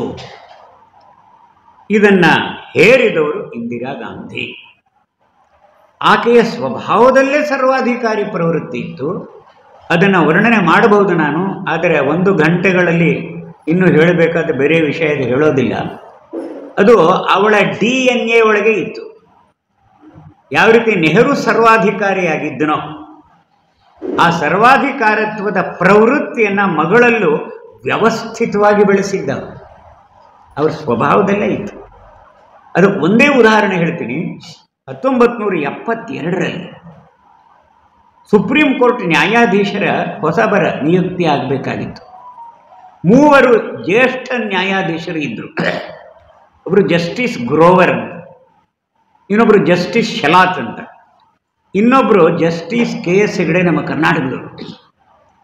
ಈ 3 ಹಿರಿತನವನ್ನು ಕಡೆಗಾಣಿಸಿ ಇಂದಿರಾ ಗಾಂಧಿಯವರ ಅನುನಾಯಿ, ಏನು ಹೇಳಿದೆ, ಅನುಯಾಯಿ ಅನ್ಬೇಕಾಗಿತ್ತು, ಬಾಯಿ ತಪ್ಪಿ ಅನುನಾಯಿ ಅಂತ ಬಂದ್ಬಿಡ್ತು. ಒಬ್ಬರು ಅಜಿತನಾಥ್ ರೇ ಅಂತ ಇದ್ದರು. ಅವರನ್ನು ಸುಪ್ರೀಂ ಕೋರ್ಟ್ ನ್ಯಾಯಾಧೀಶರನ್ನಾಗಿ ನಿಯುಕ್ತಿ ಮಾಡಿದ್ರು. ದೇಶಕ್ಕೆ ತಿಳಿಸಿದ್ದಿಷ್ಟೇನೆ, ಪ್ರಭುತ್ವದ ನೀತಿ ನಿಯಮಗಳಿಗೆ ನ್ಯಾಯಾಂಗ ವ್ಯವಸ್ಥೆ ವ್ಯತಿರಿಕ್ತವಾಗಿ ನಡ್ಕೊಳ್ತಾ ಹೋದರೆ ದೇಶದಲ್ಲಿ ಆಡಳಿತ ಹೇಗೆ ನಡೆಸೋದು, ದೇಶದಲ್ಲಿ ಅಭಿವೃದ್ಧಿ ಹೇಗೆ ತರೋದು? ಅದಕ್ಕೋಸ್ಕರ ನ್ಯಾಯಾಂಗ ವ್ಯವಸ್ಥೆ ಈ ಶಾಸಕಾಂಗ ಕಾರ್ಯಾಂಗ ವ್ಯವಸ್ಥೆಗೆ ಪೂರಕವಾಗಿ ಇರಬೇಕು. ಈ ರೀತಿ ಭಾಷಣ ಮಾಡ್ತಾ ಇಲ್ಲವ. AN ರೇ ಅವರನ್ನು ಚೀಫ್ ಜಸ್ಟಿಸ್ ಮಾಡಿದ್ರು. ಹೀಗೇನು ಹಲವಾರು ಕ್ರಮಗಳನ್ನು ಕೈಗೊಂಡಿದ್ರು. ತುರ್ತು ಪರಿಸ್ಥಿತಿಯ ದುಷ್ಪರಿಣಾಮ ಏನು? ತುರ್ತು ಪರಿಸ್ಥಿತಿ ಘೋಷಣೆ ಆದಾಗ ಸಂವಿಧಾನದ ಪ್ರಕಾರವೇ ದೇಶದ ಮೂಲಭೂತ ಹಕ್ಕುಗಳು ರದ್ದು ಆಗುತ್ತವೆ. ಎಲ್ಲಿವರೆಗೂ ತುರ್ತು ಪರಿಸ್ಥಿತಿ ಇರ್ತದೋ ಅಲ್ಲಿವರೆಗೂ ಮೂಲಭೂತ ಹಕ್ಕುಗಳು ಸ್ಥಗಿತವಾಗುತ್ತವೆ, ಅಂದರೆ ಸಸ್ಪೆಂಡ್ ಆಗುತ್ತೆ. ಯಾರಿಗೂ ಈ ದೇಶದಲ್ಲಿ ಅಭಿವ್ಯಕ್ತಿ ಸ್ವಾತಂತ್ರ್ಯ ಇನ್ನು ಮೇಲೆ ಇರೋದಿಲ್ಲ. ಅಭಿವ್ಯಕ್ತಿ ಸ್ವಾತಂತ್ರ್ಯ ಅಂದರೆ ನನಗೇನು ಅನಿಸುತ್ತೆ ಅದನ್ನು ಹೇಳಬೇಕು ಮತ್ತು ಅದನ್ನು ಸಹಿಸಬೇಕು. ಅಂಥ ಅಭಿವ್ಯಕ್ತಿ ಸ್ವಾತಂತ್ರ್ಯ ಈಗ ಇರೋವಷ್ಟು ಹಿಂದೆ ಎಂದೂ ಇರಲಿಲ್ಲ. ಯಾರ ಪಾದ ಧೂಳಿಗೆ ಸಮಾನ ಅಲ್ಲವೋ, ಜೀವನದಲ್ಲಿ ಪ್ರಯತ್ನದ ಮುಖಾಂತರ ಯೋಗ್ಯತೆಯನ್ನು ಗಳಿಸಿಕೊಂಡಿಲ್ಲವೋ, ಆದರೂ ನಾನು ಸರ್ವ ಪ್ರಕಾರದಿಂದ ಯೋಗ್ಯ ಅನ್ನತಕ್ಕಂಥ ಭ್ರಮೆಯಲ್ಲಿ ಇದ್ದಾನೋ ಅವನು ಟ್ರಂಪ್ ಅಲ್ಲಿ ಹೇಳ್ದ, ಇಲ್ಲಿ ಸರೆಂಡರ್, ನರೇಂದರ್ ಸರೆಂಡರ್ ಅಂತ ಹೇಳ್ತಾನೆ, ಆರಾಮವಾಗಿದ್ದಾನೆ, ಅವನ ಮೇಲೆ ಏನು ಕ್ರಮ ಇಲ್ಲ. ಸಾವಿನ ಸರ್ದಾರ ಅಂತ ಇವರ ಅಮ್ಮ ನರೇಂದ್ರ ಮೋದಿ ಹೇಳಿದ್ರು, ಅವ್ರ ಮೇಲೆ ಏನೂ ಕ್ರಮ ತೆಗೆದುಕೊಳ್ಳಿಲ್ಲ. ಬೆಳಕು ಹರಿದರೆ ಬಾಯಿ ಬಿಟ್ಟರೆ ಬೈಯೋದೇನೆ, ಇದೇ ನಡ್ಕೊಂಡು ಬರ್ತಾ ಇದೆ. ಒಂದ್ಸಲ ಒಬ್ಬರಿಗೆ ಕೊಟ್ಟ ಸಂದರ್ಶನದಲ್ಲಿ ಆ ಸಂದರ್ಶನ ಮಾಡಿದವನು ನರೇಂದ್ರ ಮೋದಿ ಒಂದು ಪ್ರಶ್ನೆ ಕೇಳ್ತಾನೆ, ಇಷ್ಟೆಲ್ಲ ನಿಮಗೆ ಅವರು ಬೈತಾ ಇದ್ದಾರೆ, ಆದರೂ ನೀವು ಸಮಚಿತ್ತದಿಂದ ಆಡಳಿತ ನಡೆಸ್ಕೊಂಡು ಹೋಗ್ತಾ ಇದ್ದೀರಾ, ಇದಕ್ಕೆ ನಿಮಗೆ ಎಲ್ಲಿಂದ ಆಹಾರ ಸಿಗ್ತಾ ಇದೆ ಅಂತ. ಅದಕ್ಕೆ ಅವ್ರು ಹೇಳ್ತಾರೆ, ಮೈ ಹರ್ ದಿನ 1 ಕಿಲೋ ಗಾಲಿಯಾ ಖಾತಾ ಹೂಂ ಅಂತ. 1 ಗಂಟೆ ಬೈಗಳನ್ನು ತಿಂತೀನಿ, ಅವುಗಳೇ ನನಗೆ ಆಹಾರ ಅಂತ. ಇದಕ್ಕಿಂತ ಇನ್ನೇನು ಸಹಿಷ್ಣುತೆ ಬೇಕಪ್ಪ? 11 ವರ್ಷದಲ್ಲಿ ಮೋದಿಯ ಸಾಧನೆ ಶೂನ್ಯ. ಯಾವ ಬಾಯಿನಿಂದ, ಯಾವ ನಾಲ್ಗೆಯಿಂದ ಮಾತಾಡ್ತಾರೆ ಇವರು? ಇದೇ ನಮ್ಮ ರಾಜ್ಯದ ಮುಖ್ಯಮಂತ್ರಿ ಇಷ್ಟು ಹೇಳಿಬಿಡೋದ? ಬೈಲಿ, ಟೀಕೆ ಮಾಡಲಿ, 11 ವರ್ಷದಿಂದ ಶೂನ್ಯ ಸಾಧನೆ ಆದವರು 3ನೇ ಸಲ ಪ್ರಧಾನಮಂತ್ರಿ ಹೀಗಾದರು. ಜನ ಯಾಕೆ ಓಟ್ ಕೊಟ್ಟರು? ಯಾವ ಜನಗಳಿಗೂ ಗೊತ್ತಿಲ್ಲದೆ ಇರೋದು, ಬುದ್ಧಿ ಇಲ್ಲದಿರೋದು ಇವರಿಗಿದೆಯಾ? ಎಂಥ ಅಸಹಿಷ್ಣುತೆ ಇದೆ, ಎಂಥ ಹೊಟ್ಟೆ ಕಿಚ್ಚಿದೆ. ಅದನ್ನು ನಿಯಂತ್ರಣದಲ್ಲಿ ಇಟ್ಕೊಳ್ಳೋಕ್ಕಾಗದೆ ನಾಲ್ಗೆ ಹೇಗೆ ಹೊರಳತ್ತೋ ಹಾಗೆ ಬೈತಾ ಇದ್ದಾರೆ. ಇದು ಎಂಥದಪ್ಪ ಇದು? ಆ ದಿನಗಳಲ್ಲೂ ಹಾಗಿರಲಿಲ್ವೋ ಏನು? ಅಭಿವ್ಯಕ್ತಿ ಸ್ವಾತಂತ್ರ್ಯ ಇನ್ನು ಮೇಲೆ ಇರೋದಿಲ್ಲ ಅಂದರೆ ಏನು? ಇಂದಿರಾ ವಿರುದ್ಧವಾಗಿ ಯಾರು ಏನೂ ಮಾತಾಡಬಾರ್ದು. ಇಂದಿರಾ ಅಂದರೆ ಇಂಡಿಯಾ, ಹಾಗೆ ಮಾತಾಡಬಹುದು. ಇಂದಿರಾ ವಾಣಿ ಆಕಾಶವಾಣಿ, ಇಂದಿರಾ ದರ್ಶನ್ ದೂರದರ್ಶನ್. ಇಂದಿರಾ ಗಾಂಧಿಯ 20 ಅಂಶಗಳ ಆರ್ಥಿಕ ಕಾರ್ಯಕ್ರಮಗಳಿಗೆ ಬೆಂಬಲ ಕೊಡಬೇಕು. ಇದನ್ನು ಯಾರೇ ಹೇಳಿ ಅವರಿಗೆ ಎಮರ್ಜೆನ್ಸಿಯ ಯಾವ ಬಿಸಿನೂ ತಾಗ್ತಾ ಇರಲಿಲ್ಲ. ಈ ಎಮರ್ಜೆನ್ಸಿಯ ಕಾವು ಕಾಂಗ್ರೆಸ್ನವ್ರಿಗೆ ತಾಗಲೇ ಇಲ್ಲ. ಅದಕ್ಕೋಸ್ಕರ ಅದರ ಕಷ್ಟಗಳು, ಅದರ ದೌರ್ಜನ್ಯಗಳು, ಅದರ ಅನ್ಯಾಯಗಳ ಅನುಭವನೇ ಇಲ್ಲ ಇವರಿಗೆ. ಅದೆಲ್ಲ ಅನುಭವಿಸಿದವರು ನಾವು, ಸಂಘ ಪರಿವಾರದವರು, ವಿಶೇಷವಾಗಿ RSSನವರು, ಜನಸಂಘದವರು, ವಿದ್ಯಾರ್ಥಿ ಪರಿಷತ್ನವರು, ಸಂಘ ಪರಿವಾರದವರು ನಾವು ಅನುಭವಿಸಿದ್ದು. ಇನ್ನು ಮಿಕ್ಕಂಥ ಸಾಮಾನ್ಯ ನಾಗರಿಕರಿದ್ರಲ್ಲ ಅವರಷ್ಟಕ್ಕವ್ರು ಸುಮ್ಮನೆ ಇದ್ದರು. ನಿತ್ಯ ಜೀವನ ಚೆನ್ನಾಗಾದರೆ ಸಾಕು ಅನ್ನೋ ಹಾಗೆ ಅಷ್ಟೇನೆ, ಯಾರು ಬಂದರೇನು ಅಂತನ್ಬಿಟ್ಟು. ಸೊ ಇಂಥ ಒಂದು ಪರಿಸ್ಥಿತಿ ಇತ್ತು. ಅಭಿವ್ಯಕ್ತಿ ಸ್ವಾತಂತ್ರ್ಯ ಇಲ್ಲ, ಲೇಖನ ಸ್ವಾತಂತ್ರ್ಯ ಇಲ್ಲ. ಸರ್ಕಾರದ ನೀತಿ ನಿಯಮಗಳನ್ನು ಅಥವಾ ಸರ್ಕಾರ ನಡೆಸ್ತಿರೋರನ್ನು ಟೀಕೆ ಮಾಡಿ ಬರೆಯಬಾರದು, ಲೇಖನ ಸ್ವಾತಂತ್ರ್ಯ ಇಲ್ಲ. ಪತ್ರಿಕಾ ಸ್ವಾತಂತ್ರ್ಯ ಇಲ್ಲ. ಪತ್ರಿಕೆ ಒಳಗೆ ಸುದ್ದಿಗಳು ಕೊಡಬೇಕಾದ್ರೆ ಸರ್ಕಾರಕ್ಕೆ ಪೂರಕವಾದ ಕೊಡಬೇಕು, ಮಾರಕವಾದ ಕೊಡಬಾರ್ದು. ಕೊಟ್ಟರೆ ಪತ್ರಿಕೆಗಳ ಮೇಲೆ ನಿರ್ದಾಕ್ಷಿಣ್ಯವಾಗಿ ಕ್ರಮ ತಗೊಳ್ಳೋದು, ಸಂಪಾದಕರ ಮೇಲೆ ನಿರ್ದಾಕ್ಷಿಣ್ಯವಾಗಿ ಕ್ರಮ ತೆಗೆದುಕೊಳ್ಳೋದು. ಪತ್ರಿಕಾ ಸ್ವಾತಂತ್ರ್ಯ ಇಲ್ಲ, ಸಂಚಾರ ಸ್ವಾತಂತ್ರ್ಯ ಇಲ್ಲ, ಸಂಸ್ಥೆಯನ್ನು ಪ್ರಾರಂಭ ಮಾಡುವಂಥದ್ದು ಸ್ವಾತಂತ್ರ್ಯ ಇಲ್ಲ, ಯಾವುದೇ ವೃತ್ತಿಯನ್ನು ಹಿಡಿಯುವಂಥ ಸ್ವಾತಂತ್ರ್ಯನೂ ಇಲ್ಲ. ನಾನು ಪತ್ರಿಕೋದ್ಯಮಿ ಆಗ್ತೀನಿ ಅಂದರೆ ನಿನ್ನ ಇಷ್ಟ ಇದ್ದರೆ, ಸರ್ಕಾರಕ್ಕೆ ಇಷ್ಟ ಇಲ್ಲದ್ರೆ ನೀನು ಆಗೋ ಹಾಗಿಲ್ಲ. ಯಾಕೆ ಬದುಕಿರಬೇಕು? ಹುಳುವಿನಂತೆ ಬದುಕಿರಬೇಕು ಅಷ್ಟೇ. ಇದು ಎಮರ್ಜೆನ್ಸಿಯ ಪರಿಣಾಮ. ಇನ್ನು ಇದನ್ನೇನಾದರೂ ಉಲ್ಲಂಘನೆ ಮಾಡಿದ್ರೆ 2 ಬಗೆಯ ಸೆರೆವಾಸದ ಶಿಕ್ಷೆ ಇತ್ತು. ಒಂದು ಭಾರತ ರಕ್ಷಣಾ ಕಾಯ್ದೆ ಅಂತ, ಡಿಫೆನ್ಸ್ ಆಫ್ ಇಂಡಿಯಾ ರೂಲ್ಸ್. ಆ ಪ್ರಕಾರ ಯಾರನ್ನು ಹಿಡಿದ್ರೂ ಕೋರ್ಟಲ್ಲಿ ವಿಚಾರಣೆ ಆಗಬಹುದು, ಬೇಲ್ ಮೇಲೂ ಬಿಡಬಹುದು. Defence of India rules. ಅದಕ್ಕಿಂತ ಭಯಂಕರವಾದ್ದು ಹಿಂದೆ ಒಂದು ಸ್ಥಾನಬದ್ಧತಾ ಕಾಯ್ದೆ ಅಂತ ಇದೆ, ಈ ಪ್ರಿವೆಂಟಿವ್ ಡಿಟೆನ್ಷನ್ ಆ್ಯಕ್ಟ್ ಅಂತ. ಅದನ್ನು ತಿದ್ದುಪಡಿ ಮಾಡಿ ಮೀಸಾ ಅಂತ ತಂದಿದ್ರು, maintenance of internal security act. ಅದು ಎಮರ್ಜೆನ್ಸಿ ಘೋಷಣೆ ಮಾಡೋಕ್ಕೆ ಮುಂಚೆನೇ ತಂದಿದ್ರು. ಯಾರಾದರೂ ಹೀಗೆ ದೇಶದಲ್ಲಿ ಅರಾಜಕತೆಯನ್ನು ಉಂಟು ಮಾಡತಕ್ಕಂಥ ದುಷ್ಪ್ರವೃತ್ತಿಯವರು ಏನಾದರೂ ಮಾಡಿದ್ರೆ ಅವ್ರನ್ನ 2 ವರ್ಷ ವಿಚಾರಣೆ ಇಲ್ಲದೆ ದೇಶದ ಯಾವುದೇ ಸೆರೆಮನೆಯಲ್ಲಿ ಇಡಬಹುದು. ಸೆರೆಮನೆಯಲ್ಲಿ ಇದ್ದಂಥ ಸಮಯದಲ್ಲಿ ಕೋರ್ಟ್ನಲ್ಲಿ ಅವರು ತಮ್ಮ ಬಿಡುಗಡೆಗಾಗಿ, ಬೈಲ್ಗಾಗಿ ಪ್ರಯತ್ನ ಮಾಡೋ ಹಾಗಿಲ್ಲ. ಕೋರ್ಟ್ನಲ್ಲಿ ಅವರನ್ನು ಬಿಡುವಂಥ ಅಧಿಕಾರನೂ ಕೋರ್ಟ್ಗೆ ಇಲ್ಲ. ಜೈಲೊಳಗೆ ಇದ್ದಂಥವ್ರು ಅಕಸ್ಮಾತ್ ಏನಾದರೂ ಕಾಲವಾದರೆ ಅದನ್ನು ಹತ್ತಿರದ ಬಂಧುಗಳಿಗೆ ತಿಳಿಸುವ ಯಾವುದೇ ಬಾಧ್ಯತೆ, ರೆಸ್ಪಾನ್ಸಿಬಿಲಿಟಿ ಸರ್ಕಾರಕ್ಕೆ ಇಲ್ಲ. ಯಾವ ಜೈಲಿಂದ ಯಾವ ಜೈಲಿಗೆ ಬೇಕಾದರೂ ವರ್ಗಾವಣೆ ಮಾಡಬಹುದು. ಅಂದರೆ ಒಂದ್ಸಲ ಜೈಲೊಳಗೆ ಹೋದರೆ ಅದು ಸೆರೆಮನೆ ಆಗಿರಲಿಲ್ಲ, ಅದು ನರಕವೇ. ಮೀಸಾ ಬಂದಿಗಳ ಲೆಕ್ಕದಲ್ಲಿ ಅದು ನರಕವೇ. ಇಂಥ ಒಂದು ಮೀಸಾ ಕಾನೂನು. ಇನ್ನೊಂದು ಭಾರತ ರಕ್ಷಣಾ ಕಾಯ್ದೆ. ಯಾರಿಗೂ ಬೇಕಾದರೂ ಮೀಸಾ ಹಾಕ್ಬೋದಾಯಿತು, ಎಲ್ಲಿದ್ದಾಗ ಬೇಕಾದರೂ ಅರೆಸ್ಟ್ ಮಾಡಿ ತೊಗೊಂಡೋಗ್ಬೋದಾಯಿತು.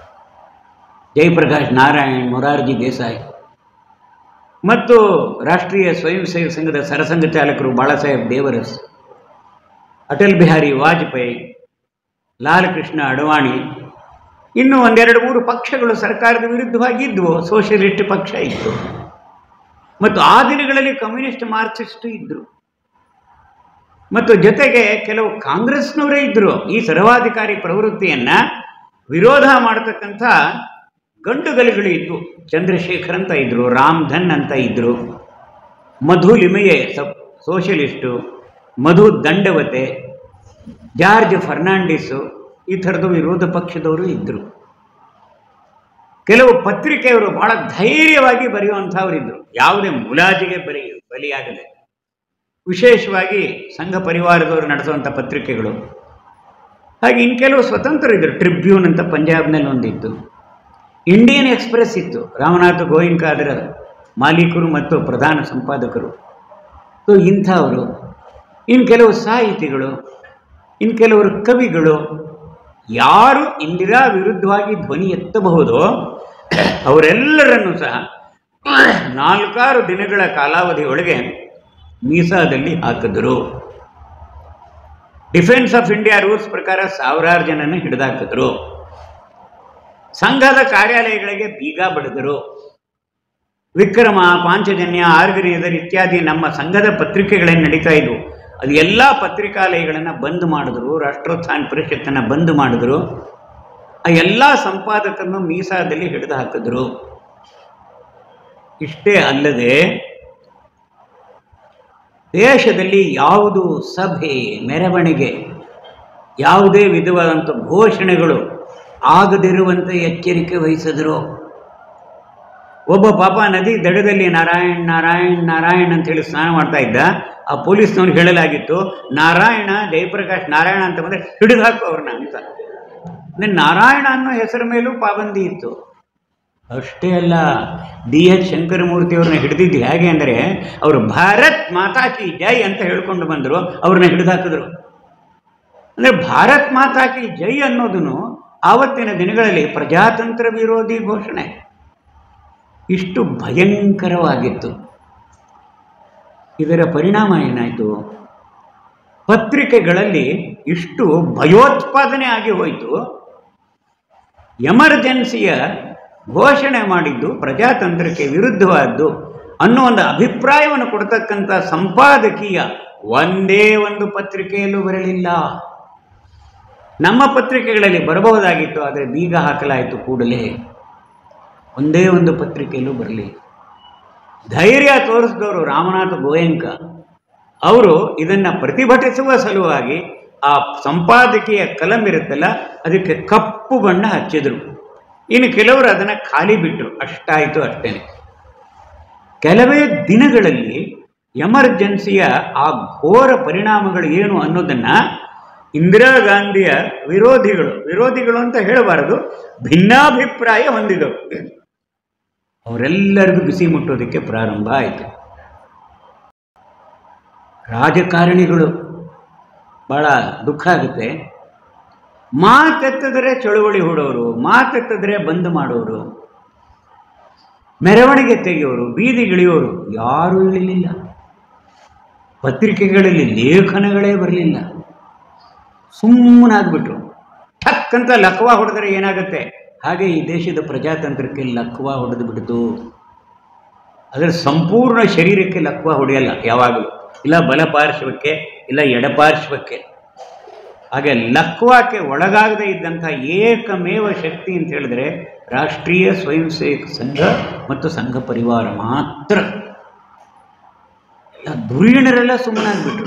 ಜಾರ್ಜ್ ಫರ್ನಾಂಡಿಸ್ ಕರೆ ಕೊಟ್ಟರೆ ಬೊಂಬಾಯಿ ಬಂದಾಗ್ತಾ ಇತ್ತು. ಜಾರ್ಜ್ ಫರ್ನಾಂಡಿಸ್ ಕರೆ ಕೊಟ್ಟರೆ ಯಾರೂ ಬರಲಿಲ್ಲ. ಕಮ್ಯುನಿಸ್ಟ್ ಮುಖಂಡರು ಈ ರೀತಿ ಬೀದಿಗಿಳಿದು ಚಳುವಳಿ ಮಾಡೋದ್ರೊಳಗೆ ಎಲ್ಲರಿಗಿಂತ ಮುಂದೆ ಪಿ ರಾಮಮೂರ್ತಿ ಅಂತ ಹೇಳ್ತಾನೆ, ಏಕೆ ಗೋಪಾಲನ್ ಹೇಳ್ತಾರೆ ಕೇರಳದಲ್ಲಿ, ನಾವು ಬೀದಿಗೆ ಕರೆದರೆ ಜನಗಳು ಸಾವಿರಾರು ಸಂಖ್ಯೆಯಲ್ಲಿ ಮಜ್ದೂರರು ಬರ್ತಾ ಇದ್ರು, ಬಂದಾಗ್ತಾ ಇತ್ತು. ಆದರೆ ಯಾರೂ ನಮ್ಮ ಹಿಂದೆ ಬರ್ತಾ ಇಲ್ಲ. ಎಲ್ಲರೂ ಸುಮ್ಮನಾಗಿಬಿಟ್ರು.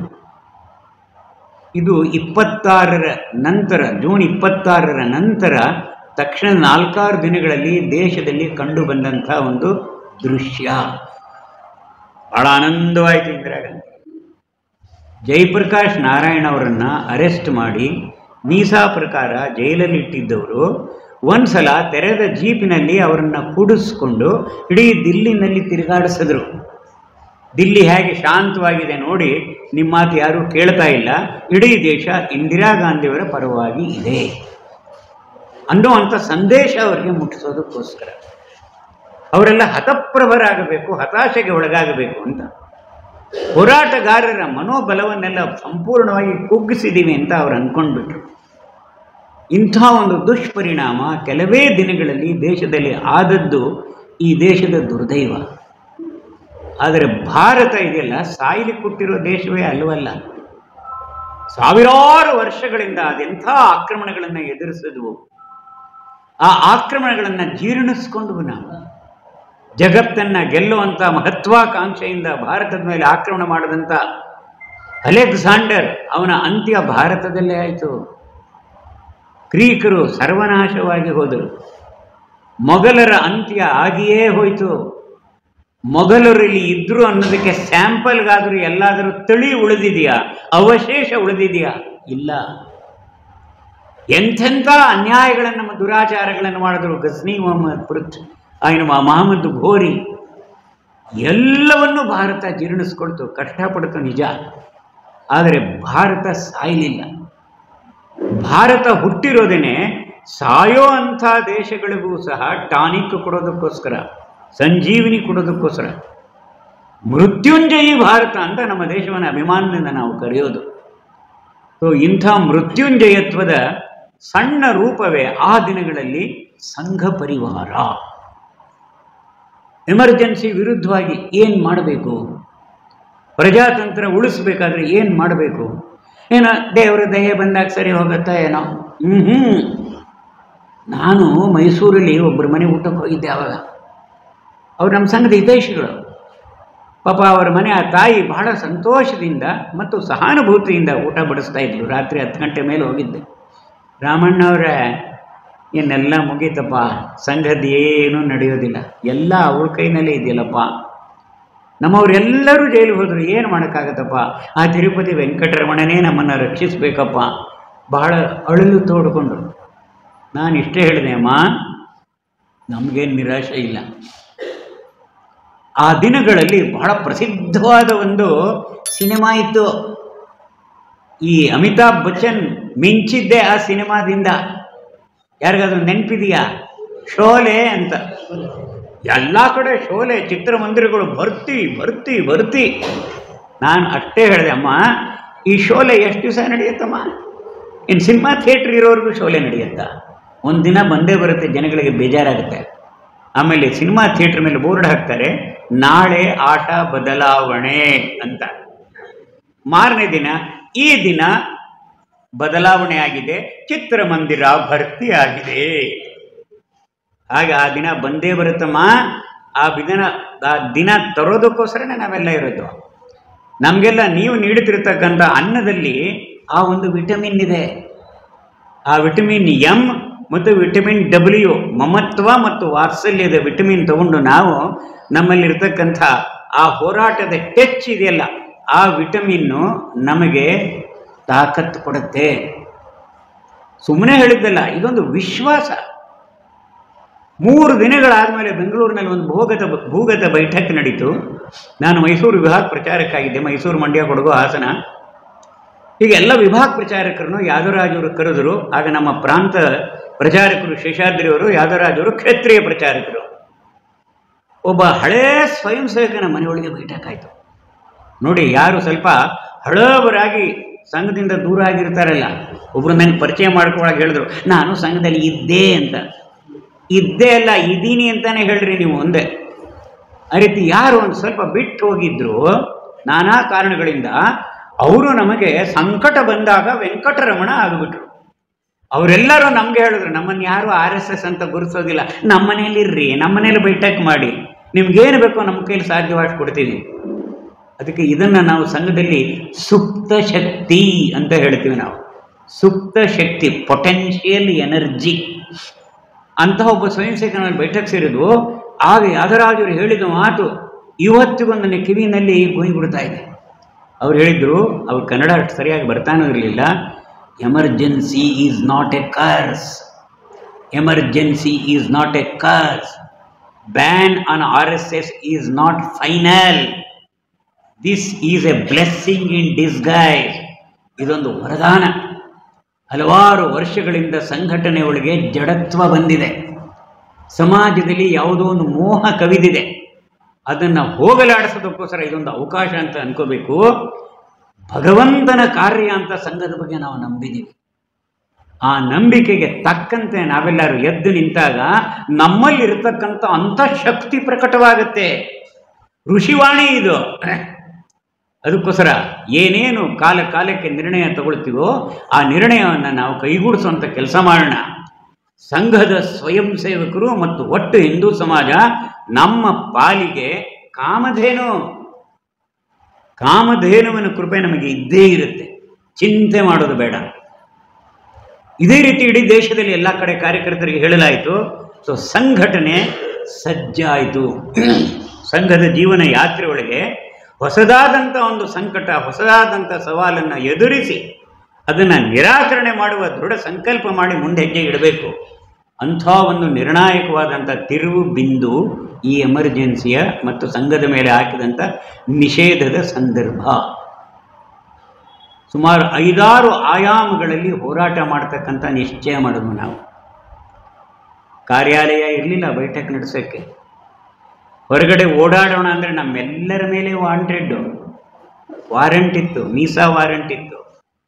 ಊಟ ಎಲ್ಲಿ ಮಾಡೋದು, ಉಳ್ಕೊಳ್ಳೋದು ಎಲ್ಲಿ, ಬೈಠಕ್ ನಡೆಸೋದು ಎಲ್ಲಿ, ಸ್ವಯಂ ಸೇವಕರು ಸೇರೋದು ಕಷ್ಟ. ಇಂಥ ಸಮಯದಲ್ಲಿ ಏನು ಮಾಡೋದು? ಮೊದಲ ನಿರ್ಣಯ ತೆಗೆದುಕೊಂಡು ಸಂಘವನ್ನು ನಾವು ಭೂಗತ ಸಂಘಟನೆಯನ್ನಾಗಿ ಪರಿವರ್ತನೆ ಮಾಡೋಣ. ಭೂಗತ ಅಂತ ಹೇಳಿದ್ರೆ ಯಾವುದೋ ಗುಹೆ ಒಳಗೆ ಸೇರೋದಲ್ಲ ಅಥವಾ ಚರಂಡಿ ಒಳಗೆ ಇರೋದಲ್ಲ, ಭೂಮಿ ಮೇಲೆ ಇರಬೇಕು. ಸಂಘದ ಹೆಸರು ಬೇಡ, ಯಾವ ಹೆಸರು ಬೇಡ, ನಮ್ಮೆಲ್ಲರ ಹೆಸರು ಬದಲಾವಣೆ ಮಾಡ್ಕೊಳ್ಳೋಣ. ರಾಮಣ್ಣ ಅಂತ ನನ್ನ ಹೆಸರು, ನನಗೆ ಇಷ್ಟ ದೇವತೆ ಶಿವ, ಅದಕ್ಕೋಸ್ಕರ ಶಿವಾನಂದ ಅಂತ ಹೆಸರಿಟ್ಕೊಂಡೆ. ಇನ್ನೊಬ್ಬರು ನಂಜಪ್ಪ ಅಂತ ಹೆಸರು ಇಟ್ಕೊಂಡ್ರು. ಎಲ್ಲರೂ ಅವರವರ ಅಪ್ಪನ ಹೆಸರು ಇಟ್ಕೊಂಡ್ರು. ವೇಷ ಬದಲಾವಣೆ ಮಾಡಿಕೊಂಡು ಅಡ್ಡಪಂಚೆ ಸುತ್ತಕೊಂಡು ತಿರುಗಾಡಿದ್ರೆ ಸಂಘದ ಪ್ರಚಾರಕ್ಕೂ. ಅದಕ್ಕೆ ಎಲ್ಲರೂ ಪ್ಯಾಂಟ್ ಹಾಕಿದ್ರು. ಯಾದವರಾಜವರಿಗೆ ಪ್ಯಾಂಟ್ ಹಾಕ್ಸೋದಕ್ಕೆ ಸಾಕಾಯ್ತು ನಮಗೆ. ಹೊಟ್ಟೆನೂ ಇತ್ತು, ಪ್ಯಾಂಟ್ ಜಾರ್ತಾ ಇತ್ತು, ಪ್ಯಾಂಟಿನ ಒಂದು ಭಾಗ ಮೇಲಿತ್ತು, ಇನ್ನೊಂದು ಭಾಗ ಕೆಳಗಿತ್ತು, ಭಾಳ ಕಷ್ಟ. ನಾವೆಲ್ಲರೂ ಪ್ಯಾಂಟ್ ಹಾಕಿದ್ವು. 4-6 ವರ್ಷ ಆಗಿಬಿಟ್ಟಿತ್ತು. ಹೊಲಸಕ್ಕೆ ಹೋಗಲಿಲ್ಲ. ನಮ್ಮ ಹಳೆ ಸ್ವಯಂ ಸೇವಕರಿದ್ದಾರಲ್ಲ, ನನ್ನ ಹತ್ರ ಪ್ಯಾಂಟ್ ಇದೆ, ನನ್ನ ಹತ್ರ ಬುಷ್ ಶರ್ಟ್ ಇದೆ, ಇಂಥ ಸಮಯ ಅಲ್ಲದೆ ಇನ್ಯಾವ ಸಮಯದಲ್ಲಿ ನಿಮಗೆ ಕೊಡೋದು, ತಗೊಳ್ಳಿ ಅಂತಂದ್ಬಿಟ್ಟು ನನಗೆ 4-6 ಪ್ಯಾಂಟ್ಗಳು, 4-6 ಬುಷ್ ಶರ್ಟ್ಗಳು ಯಾವ ಬಣ್ಣದ್ದು ಅಂತ ಈಗಲೂ ನೆನಪಿದೆ ನನಗೆ.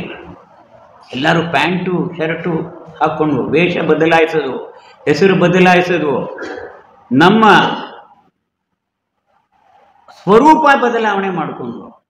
ಕೂದಲು ಇದ್ದವರು ಕೂದಲು ತೆಗೆಸ್ಬಿಟ್ರು, ಬೋಳ್ತಲೆ ಇದ್ದವರು ಕಪ್ಪು ಬಣ್ಣ ಪೇಂಟ್ ಮಾಡಿಕೊಂಡ್ರು. ಕ್ರಾಫ್ ಬಿಡ್ತಾ ಇದ್ದವರು ಪೂರ್ತಿ ಬಿಡಕ್ಕೆ ಶುರು ಮಾಡೋದು. ರಾಣಾ ಪ್ರತಾಪ್ ಕಟ್ ಅಂತ ಹೇಳ್ತಾ ಇದ್ರು, ಇಲ್ಲಿವರೆಗೂ ಕಟ್ ಮಾಡ್ತಾ ಇದ್ರು. ಅದನ್ನು ನಾನು ಒಂದಷ್ಟು ದಿನ ಹಾಕ್ಕೊಂಡೆ. ಕೆಲವರು ಗಡ್ಡ ಬಿಟ್ಟರು. ಅದನ್ನು ನೋಡಿದ್ರೆ ಇವನು ಉಪೇಂದ್ರ ಶೆಣಯ್ಯೋ ಯಾರು ಗೊತ್ತೇ ಆಗೋದಿಲ್ಲ. ಬಾಯಿ ಬಿಟ್ಟರೆ ಮಾತ್ರ ಸ್ವರ ಬದಲಾವಣೆ ಮಾಡ್ಕೊಳಕ್ಕಾಗಲ್ವಲ್ಲ ನಾವು. ಸ್ವರ ಮಾತ್ರ ಹಾಗೇ ಇತ್ತು. ಆದರೆ ಗರ್ಜನೆ ಮಾಡ್ತಾ ಇದ್ದವರೆಲ್ಲರೂ ಪಿಸುಗುಟ್ಟೋದಕ್ಕೆ ಶುರು ಮಾಡೋದು. ಭಾಳ ಕಷ್ಟಪಟ್ಟು, ನನಗಂತೂ ಭಾಳ ಕಷ್ಟ ಆಯಿತು ಮೆಲ್ಲಿಗೆ ಮಾತಾಡೋದು. ಆದರೆ ಲೋಕದ ಮತ್ತು ಸಮಯದ ಅನಿವಾರ್ಯತೆ ಎಲ್ಲಕ್ಕೂ ಸಿದ್ಧ ಆಗಿಬಿಟ್ವು ನಾವು. ಒಂದೊಂದು ವೃತ್ತಿ ಹಿಡಿದ್ವು. ಕೈನಲ್ಲೊಂದು ಬ್ರೀಫ್ ಕೇಸು, ಅದರೊಳಗೆ ನಾನು ಊದ್ಬತ್ತಿ ಇಟ್ಕೊಂಡಿದ್ದೆ. ನನ್ನ ಸಹಪಾಠಿ ಒಬ್ಬ ರಾಮತೀರ್ಥ ಅಂತ ಇದ್ದ, ಅರವಿಂದ ಪರಿಮಳ ವರ್ಕ್ಸ್ ಅಂತ ಮೈಸೂರಲ್ಲಿ ಭಾಳ ಪ್ರಸಿದ್ಧ. ಅವನು ಹೇಳಿದೆ, ತಗೊಳ ರಾಮಣ್ಣ ಅಂತ ಹೇಳಿ ಒಂದೊಂದು ಊದ್ಬತ್ತಿದ್ದು ಬೆಲೆನೂ ತಿಳಿಸ್ದ ನನಗೆ. ಆ ಊದ್ಬತ್ತಿ ಪ್ಯಾಕೆಟ್ಗಳು ಇಟ್ಕೊಳ್ಳೋದು, ಬಸ್ನಲ್ಲಿ ಪ್ರಯಾಣ ಮಾಡೋದು. ಬಸ್ ಸ್ಟ್ಯಾಂಡ್ ನೋಡಲೇ ಇಲ್ಲ 2 ವರ್ಷ ನಾವು. ಹೊರಗಡೆ ಹತ್ತೋದು, ಇನ್ನೊಂದು ಊರಿಗೆ ಹೋಗುವಾಗ ಹೊರಗಡೆ ಇಳಿಯೋದು, ಅಲ್ಲಿಂದ ನಡ್ಕೊಂಡು ಹೋಗೋದು ಅಥವಾ ಯಾರಾದರೂ ಬಂದು ಕರ್ಕೊಂಡು ಹೋಗೋದು. ಯಾತ್ರೆ ನಿಲ್ಲಿಸಲಿಲ್ಲ. ಇನ್ನು ಬೈಠಕ್ಕುಗಳು ಎಲ್ಲ ಕೆಲವು ಟೆಲಿಫೋನ್ ನಂಬರ್ಗಳನ್ನು ಸಂಗ್ರಹ ಮಾಡೋದು. ಎಲ್ಲ ಸುಪ್ತ ಶಕ್ತಿ ಸ್ವಯಂ ಸೇವಕರದೆ. ಆ ನಂಬರ್ಗಳಿಗೆ ಫೋನ್ ಮಾಡೋದು. ಏನು ತಿಳಿಸೋದು, ನಿಮ್ಮೂರಿನಲ್ಲಿ ಇಂಥ ದಿವಸ ಸತ್ಯನಾರಾಯಣ ಪೂಜೆ ಮಾಡಿ ಇಂಥ ಹರಿಕಥೆ ದಾಸರು ಬರ್ತಾ ಇದ್ದಾರೆ, ಹರಿಕಥಾ ಕಾರ್ಯಕ್ರಮ ಇದೆ, ಎಲ್ಲ ಭಕ್ತಾದಿಗಳು ಬಂದು ಸೇರಬೇಕು, ದಕ್ಷಿಣೆ ಸಹಿತ ಬರಬೇಕು. ಇದರರ್ಥ ಬೈಠಕ್ ನಡೆಯೋದಿದೆ, ಬರೋವಾಗ ಸಂಘರ್ಷ ನಿಧಿ ತರಬೇಕು ಅಂತ. ಮತ್ತು ಆ ಎಲ್ಲ ಹರಿಕಥೆಗಳು ಊರು ಹೊರಗಡೆ ನಡೆಯೋದು ಅಥವಾ ಪಾಳ್ಬಿದ್ದು ಗುಡಿ ಒಳಗೆ ನಡೆಯೋದು. ಮೈಸೂರಲ್ಲಿ ಮೈಸೂರು ಒಳಗಡೆನೆ ಕಾಂತರಾಜರ್ಸ್ ಗುಡಿ ಅಂತ ಇತ್ತು, ಬಹಳ ದೊಡ್ಡ ಗುಡಿ. ಅದರ ಅನೇಕ ದಿನಗಳಿಂದ ಯಾರೂ ಹೋಗದೆ ಜನಕ್ಕೆ ಭಯ ಆಗ್ತಾ ಇತ್ತು, ಪ್ರೇತ ಭೂತ ಇದೆಯೋ ಏನೋ ಅಂತ. ಅಂಥ ಕಡೆ ನಾವೆಲ್ಲ ಹೋದಾಗ ಅಲ್ಲಿದ್ದಂಥ ಪ್ರೇತ ಭೂತಗಳು ಹೆದರಿ ಹೊರಟೋದು ಅಂತೆ. ಅಲ್ಲಿ ಬೈಠಕ್ಕುಗಳು ನಡೀತು ನಮ್ಮದು. ಅಂದರೆ ಸಂಘ ಕಾರ್ಯ ನಡೀತಾ ಇತ್ತು. ಗುರುದಕ್ಷಿಣ ಇಲ್ಲ. ಮೊದಲು ಸಂಘದ ಭೂಗತ ಸಂಘಟನೆ, ಎರಡನೇದು ನಿಧಿ ಸಿದ್ಧತೆ. ಅದಕ್ಕೋಸ್ಕರ ನಾವು ಎಲ್ಲ ಕಡೆ ಸತ್ಯನಾರಾಯಣ ಪೂಜೆಗಳು, ಸತ್ಯನಾರಾಯಣ ಪೂಜೆ ಒಳಗೆ ಬಂದವರೆಲ್ಲರೂ ಸತ್ಯನಾರಾಯಣ ಪೂಜೆ ಮಾಡಿ ದಕ್ಷಿಣೆ ಹಾಕೋದು ಗೊತ್ತೇ ಇದೆ. ಅದೇ ಗುರುದಕ್ಷಿಣೆ ಕಿವಿ ಮಾತಲ್ಲಿ ಎಲ್ರಿಗೂ ಹೇಳಿದ್ದು. ಮನೆ ಮುಂದೆ ಬಾಳೆಕಂದೆಲ್ಲ ಕಟ್ಟೋದು, ಸ್ವಲ್ಪ ಮಂತ್ರಗಳು ಹೇಳೋದು, ಪೂಜೆ ಮಾಡಿಸೋದು. 10, 50, 60 ಸ್ವಯಂ ಸೇವಕರು ಬರೋರು ಅಲ್ಲಿ ನಿಧಿ ಸಂಗ್ರಹ ಆಗ್ತಾ ಇತ್ತು. ಅದು ನಮ್ಮ ಸಂಘರ್ಷ ನಿಧಿ. ಇನ್ನು ಕೆಲವು ಶ್ರೀಮಂತ ಸ್ವಯಂ ಸೇವಕರಿದ್ದರು, ಅವ್ರು ಹೇಳಿದ್ರು ನಮ್ಮದು ಬಹಳ ದೊಡ್ಡ ವ್ಯಾಪಾರ ಇದೆ, ಬಹಳ ದೊಡ್ಡ ಕಾರ್ಖಾನೆ ಇದೆ, ಅದಕ್ಕೆ ನಾವು ಹೇಗೆ ಬಿಟ್ಟು ಬರೋದು, ನೀವು ಕೇಳಿದಷ್ಟು ನಿಧಿ ಕೊಡ್ತೀವಿ. ಯಾರೋ ಎಮರ್ಜೆನ್ಸಿ ಮುಗಿಯೋವರೆಗೂ ತಿಂಗಳಿಗೆ 1,000 ಕೊಡೋರಿದ್ರು, ತಿಂಗಳಿಗೆ 500 ಕೊಡೋರಿದ್ರು, ತಿಂಗಳಿಗೆ 20 ರೂಪಾಯಿ ಕೊಡೋರಿದ್ರು. SL ಭೈರಪ್ಪನವ್ರು ಮೈಸೂರಲ್ಲಿದ್ದರು, ನಾನೇ 30 ರೂಪಾಯಿ ಸಂಗ್ರಹ ಮಾಡ್ತಾ ಇದ್ದೆ ತಿಂಗಳು ಒಂದ್ಸಲ ಅವ್ರ ಮನೆಗೆ ಹೋಗಿ. ಈಗ ನಿಧಿ ಸಂಗ್ರಹ ಆಯಿತು. ಯಾರ್ಯಾರು ಜೈಲೊಳಗೆ ಇದ್ದರು, ಸರ್ಕಾರದವ್ರು ಹಿಡ್ಕೊಂಡು ಹೋಗಿ ಇಟ್ಟಿದ್ರಲ್ಲ, ಅವರ ಮನೆಗಳು ಕಂಗಾಲಾಗಬಾರ್ದು, ಅವರ ಜೀವನ ಕಷ್ಟಕ್ಕೆ ಈಡಾಗಬಾರದು. ಅಂಥದ್ದು ಎಲ್ಲ ಮನೆಗಳನ್ನು ಗುರುತಿಸಿ ಅವರೆಲ್ಲರಿಗೂ ತಿಂಗಳಿಗೆ ಎಷ್ಟು 100, 150, 200 ಎಷ್ಟು ಸಾಧ್ಯವೋ ಅವರ ಜೀವನ ಒಂದು ಸರಿಯಾಗಿ ನಡ್ಕೊಂಡು ಹೋಗುವಷ್ಟು ಆರ್ಥಿಕ ನೆರವು ಅಂತ ಹೇಳಲೇ ಇಲ್ಲ. ಅದು ಸಹಜವಾಗಿ ನಮ್ಮ ಶರೀರದ ಒಂದು ಅಂಗಕ್ಕೆ ನೋವಾದಾಗ ಉಳಿದೆಲ್ಲ ಅಂಗಗಳು ಸ್ಪಂದಿಸುವುದಿಲ್ಲವಾ? ಹಾಗೆ ಸಾವಿರಾರು ಕುಟುಂಬಗಳಿಗೆ ಸಂಘ ಸ್ಪಂದಿಸ್ತು. ಅಂಥ ಸಂಕಟದ ಸಮಯದಲ್ಲೋ ಇನ್ನು ಸುಮ್ಮನೆ ಕೂತಿರಬಾರದಲ್ಲ. ಅದಕ್ಕೋಸ್ಕರ ನಿತ್ಯ ಚಟುವಟಿಕೆಗಳು, ಫುಟ್ಬಾಲ್ ಆಡೋಕ್ಕೆ ಶುರು ಮಾಡಿದ್ವು, ಕಬಡ್ಡಿ ಆಡೋಕ್ಕೆ ಶುರು ಮಾಡಿದ್ವು, ಖೋ ಖೋ ಆಡೋಕ್ಕೆ ಶುರು ಮಾಡಿದ್ವು, ವಾಲಿಬಾಲ್ ಆಡೋಕ್ಕೆ ಶುರು ಮಾಡಿದ್ವು. ಹೀಗೆ ಬೇರೆ ಬೇರೆ ಆಟಗಳು, ಬೇರೆ ಬೇರೆ ಸಂಸ್ಥೆಗಳು, ಹೀಗೆ ಯಾವುದೋ ಮಲ್ನಾಡ್ ಅಸೋಸಿಯೇಟ್ಸ್ ಅಂತ ಶಿವಮೊಗ್ಗದವರು ಶುರು ಮಾಡಿದ್ರು. ಇನ್ನೊಬ್ಬರು ಇನ್ಯಾವುದೋ ಸಂಸ್ಥೆ, ಅದರ ಹೆಸರಿನಲ್ಲಿ ಪ್ರವಚನಗಳು, ಸಂತರ ಭಾಷಣಗಳು, ಅದಕ್ಕೆ ಯಾರ್ದು ಅಡ್ಡಿನಿರಲಿಲ್ಲ. ಆ ನಿಮಿತ್ತವಾಗಿ ಸೇರಬೇಕು. ಯಾವುದೇ ಜನಶಕ್ತಿ ತಾಕತ್ತನ್ನು ಉಳಿಸ್ಕೊಳ್ಬೇಕಾದ್ರೆ ಆ ಜನ ಪರಸ್ಪರ ಸೇರ್ತಾ ಇರಬೇಕು. ಪರಸ್ಪರ ಸೇರುವುದರಲ್ಲೇನೆ ಪರಸ್ಪರರಲ್ಲಿ ವಿಶ್ವಾಸ, ಒಟ್ಟು ನಂಬಿಕೆ, ಒಟ್ಟು ವಿಶ್ವಾಸ, ಶಕ್ತಿ. ಇದು ಸಂಘದ ಮೂಲಭೂತ ರಹಸ್ಯ. ಇದು ಆ ಪ್ರಕಾರ ಸೇರೋದು ನಿಲ್ಲಲಿಲ್ಲ. ನಾನು ಕೊಡಗಿನಲ್ಲಿ ತಪ್ಪದೆ 15 ದಿವಸಕ್ಕೊಂದ್ಸಲ ಹೋಗ್ತಾ ಇದ್ದೆ. ಎಲ್ಲ ಬೈಠಕಗಳು ಯಾವುದೋ ಕಾಫಿ ತೋಟದಲ್ಲಿ, ಕಿತ್ತಲೆ ತೋಟದಲ್ಲಿ, ಕಾಡಿನಲ್ಲಿ ನಡೀತಾ ಇತ್ತು. ಎಲ್ಲ ರಹಸ್ಯವಾಗಿ ಸೂಚನೆಗಳು. ಮಾಮೂಲಿ ಬೈಠಕಗಳಲ್ಲಿ 25-30 ಉಪಸ್ಥಿತಿ ಇದ್ದರೆ ಆ ಬೈಠಕಗಳಲ್ಲಿ 50-60 ಇರೋದು. ಮಾಮೂಲಿ ಬೈಠಕ್ನಲ್ಲಿ ಬೈಠಕ್ ಮುಗಿದ ಮೇಲೆ ಕಡಲೆಪುರಿ ಅಥವಾ ಶೇಂಗಾ ಇದ್ದರೆ ಆ ಬೈಠಕ್ ಮುಗಿದ ಮೇಲೆ ಒಳ್ಳೆ ಊಟದ ವ್ಯವಸ್ಥೆ. ಹೀಗೆ ಬರೋರು ಚೆದರೋರು. ಆಗ ನಡೆದಷ್ಟು ಬೈಠಕಗಳು ತೆರೆದಂಥ ದಿನಗಳಲ್ಲಿ ನಡೆದಿಲ್ಲ ಅಂತ ನನಗೆ ಅನಿಸುತ್ತೆ. ಭೂಗತ ಸಂಘಟನೆ ಗಟ್ಟಿಯಾಯಿತು, ಪರಸ್ಪರ ಸೇರುವುದು ಮುಂದುವರಿಯಿತು, ಅನ್ಯಾನ್ಯ ಚಟುವಟಿಕೆಗಳನ್ನು ಶುರು ಮಾಡಿ ಸಂಘ ಕಾರ್ಯದ ಜೀವಂತಿಕೆ ಅದು ಕಳೆದು ಹೋಗದಂತೆ ಎಚ್ಚರಿಕೆ ವಹಿಸಿದ್ವೋ. ಜನಸಂಘದ ಮೇಲೆ ಬ್ಯಾನ್ ಇರಲಿಲ್ಲ, ABVP ಮೇಲೆ ಬ್ಯಾನ್ ಇರಲಿಲ್ಲ, ಸಂಘದ ಮೇಲೆ ಬ್ಯಾನ್ ಇತ್ತು. ಅದಕ್ಕೋಸ್ಕರ ಅವರು ಸೀಮಿತವಾದಂಥ ಚೌಕಟ್ಟಿನಲ್ಲಿ ಬೈಠಕ್ಗಳನ್ನು, ಮೀಟಿಂಗ್ಗಳನ್ನು ನಡೆಸೋದು. ಇಡೀ ಸಂಘ ಪರಿವಾರ ಜೀವಂತವಾಗಿತ್ತು ಮತ್ತು ಚಟುವಟಿಕೆಯಿಂದ ನಡೆದಿತ್ತು. ಸಂಸ್ಥಾ ಕಾಂಗ್ರೆಸ್ಸಿಗೆ ಮೂರ್ಛೆ ಬಂದಿತ್ತು. ಸೋಷಲಿಸ್ಟು ಚಿಲ್ಲಾಪಿಲ್ಲಿ ಆಗಿದ್ದರು, ಕಮ್ಯುನಿಸ್ಟರು ಕಂಗಾಲಾಗಿದ್ದರು, ಪತ್ರಿಕಾಕರ್ತರು, ಸಂಪಾದಕರೆಲ್ಲರೂ ಇಷ್ಟು ಧೈರ್ಯ ಕಳ್ಕೊಂಡಿದ್ದರು. ಅಡ್ವಾಣಿಯವರು ಜೈಲೊಳಗಿಂದ ಒಂದು ಪುಸ್ತಕ ಬರೆದರು, when disobedience of law becomes A duty, ಕಾನೂನು ಭಂಗ ಕರ್ತವ್ಯವಾದಾಗ. ಅದರಲ್ಲಿ ದುಃಖದಿಂದ ಅವರು ಬರೆದರು, ಇಡೀ ದೇಶದ ಮೀಡಿಯಾ ಇದೆಯಲ್ಲ, ಇಂದಿರಾ ಗಾಂಧಿ ಅಪೇಕ್ಷೆ ಮಾಡಿದ್ದು ನನ್ನ ಮುಂದೆ ನೀವು ಸ್ವಲ್ಪ ಸೊಂಟ ಬಗ್ಗಿಸಬೇಕು. They were expected to bend before the authority, but unfortunately they began to crawl before the authority. Crawling ಅಂತ ಹೇಳಿದ್ರೆ ತೆವಳಿಕೊಂಡು ಹೋಗೋದು. ಇಂತಹ ದುಸ್ಥಿತಿ ಬಂತು. ಎಲ್ಲ ಪತ್ರಿಕೆಗಳಲ್ಲೂ ಇಂದಿರಾ ಗಾಂಧಿಯ 20 ಅಂಶಗಳ ಪ್ರಚಾರ ಆಗ್ತೇನೆ. ಸೊ ಈ ಥರ ಇದ್ದಾಗ ಸಂಘ ಪರಿವಾರ ಚುರುಕಾಯಿತು. ಇನ್ನು 3ನೇ ಆಯಾಮ, ಇನ್ನೊಂದು ಸಂಘ ಪ್ರಾರಂಭ ಮಾಡಿದ್ದು, ಪತ್ರಿಕೆಗಳಲ್ಲಿ ಸುದ್ದಿ ಬರೋದಿಲ್ಲ, ನಾವೇ ಪತ್ರಿಕೆಯನ್ನು ಶುರು ಮಾಡಬೇಕು. ಎಂಥ ಒಂದು ದುಸ್ಸಾಹಸ ಇದು. ಪತ್ರಿಕೆ ಪ್ರಿಂಟ್ ಮಾಡಿಸೋದಿಲ್ಲಿ, ಯಾವ ಪ್ರೆಸ್ನಲ್ಲಿ ತಾನೇ ಮಾಡಿಕೊಡ್ತಾರೆ, ಮತ್ತು ಹಂಚುವವರು ಯಾರು, ಅದಕ್ಕೆ ದುಡ್ಡು ತರೋದು ಹೇಗೆ? ಆದರೆ ಭಗವಂತನ ಕಾರ್ಯ ಇದು ಅಂತ ನಂಬಿದ ಮೇಲೆ ಆ ಸಮಾಜದಲ್ಲಿ ಕಾಮಧೇನು ಅನ್ನತಕ್ಕಂಥ ವಿಶ್ವಾಸ ಇಟ್ಟಿದ್ದಕ್ಕಾಗಿ ನಮಗೆ ನೆರವು ಬಂತು. ಮೈಸೂರಿನಲ್ಲಿ ಒಬ್ಬರು ಈ ಪ್ರಿಂಟಿಂಗ್ ಪೇಪರ್ ಮಾರಾಟ ಮಾಡ್ತಕ್ಕಂಥ ಬಹಳ ದೊಡ್ಡ ಸಗಟು ವ್ಯಾಪಾರಸ್ಥರಿದ್ದರು, ಸ್ವಯಂ ಸೇವಕರು, ಶಾಖೆಗೆ ಬರ್ತಿರಲಿಲ್ಲ. ಗುರುದಕ್ಷಿಣಾನು 100 ರೂಪಾಯಿ ಕೊಡ್ತಾ ಇದ್ರು, ಅಷ್ಟೇನೆ ಕೋಟ್ಯಾಂತರ ರೂಪಾಯಿ ಗಳಿಸ್ತಾ ಇದ್ರು. ಅವ್ರು ಹೇಳಿದ್ರು, ರಾಮಣ್ಣವರ ಚಿಂತೆ ಮಾಡಬೇಡಿ, ನಾನು ಪ್ರಿಂಟ್ ಮಾಡಿಸ್ಕೊಡ್ತೀನಿ ಅಂತ. ಅವರು ಪೇಪರನ್ನು 10 ಪ್ರೆಸ್ಗಳು ಅವರಿಗೆ ಬೇಕಾದವರಿದ್ದರು. ಒಂದೊಂದು ಸಲ ಒಂದೊಂದು ಪ್ರೆಸ್ನಲ್ಲಿ ಹಿಂದಿನ ದಿವಸ ತೆಗೆದುಕೊಂಡು ಹೋಗೋದು, ಮಾರನೇ ದಿನ ತರೋದು. ಅವರು ಸ್ಕೂಟ್ರ್ ಪೆಟ್ಟಿಗೆಯೊಳಗೆ ತರೋರು, ಅದನ್ನು ಎಲ್ಲೋ ಇಡೋರು, ಅದನ್ನು ನಾವು ತೊಗೊಂಡು ಬರೋದು, ಅದನ್ನು 4-6 ಕಡೆ ಎಲ್ಲೆಲ್ಲಿ ಇಡಬೇಕು ಗುಪ್ತ ದೂರವಾಣಿನಲ್ಲಿ ತಿಳಿಸೋದು, ಅಲ್ಲಿಂದ ಅವರು ತೊಗೊಂಡೋಗೋದು. ಇಡೀ ಕರ್ನಾಟಕದಲ್ಲಿ ಒಂದೊಂದು ವಿಭಾಗದಲ್ಲೂ ಅವರವರಿಗೆ ಶಕ್ತಿ ಇದ್ದಷ್ಟು ಪತ್ರಿಕೆಗಳನ್ನು ಪ್ರಾರಂಭ ಮಾಡಿ ಹಂಚಿದ್ರು. ಕಹಳೆ ಅನ್ನೋ ಹೆಸರಿನಲ್ಲಿ, ದಿಗಂತ ಅನ್ನೋ ಹೆಸರಿನಲ್ಲಿ, ಭುಗಿಲು ಅನ್ನೋ ಹೆಸರಿನಲ್ಲಿ, ಬೇರೆ ಬೇರೆ ಹೆಸರಿನಲ್ಲಿ ಪ್ರಿಂಟ್ ಮಾಡಿಸ್ತಾ ಇದ್ವು. ಮಂಗಳೂರು ವಿಭಾಗದಲ್ಲಿ ಒಬ್ಬ ಸ್ವಯಂ ಸೇವಕ ಸಾಹಸ ಮಾಡಿ ಊರ ಹೊರಗೆ 10 ಕಿಲೋಮೀಟರ್ ದೂರ ಇದ್ದಂಥ ಅವನ ಅಡಿಕೆ ತೋಟದ ನಡುವೆ ಒಂದು ಪ್ರೆಸ್ಸನ್ನೇ ಶುರು ಮಾಡಿದ ಅವನು. ಅಲ್ಲಿ ಪ್ರಿಂಟಾಗಿ ಎಲ್ಲ ಕಡೆ ಹಂಚ್ತಾ ಇದ್ವು. ಕಾಲೇಜು ವಿದ್ಯಾರ್ಥಿಗಳು ಮತ್ತು ಬಾಲಕರು ಅವ್ರ ಮುಖಾಂತರ ಹಂಚಿಸ್ತಾ ಇದ್ವು.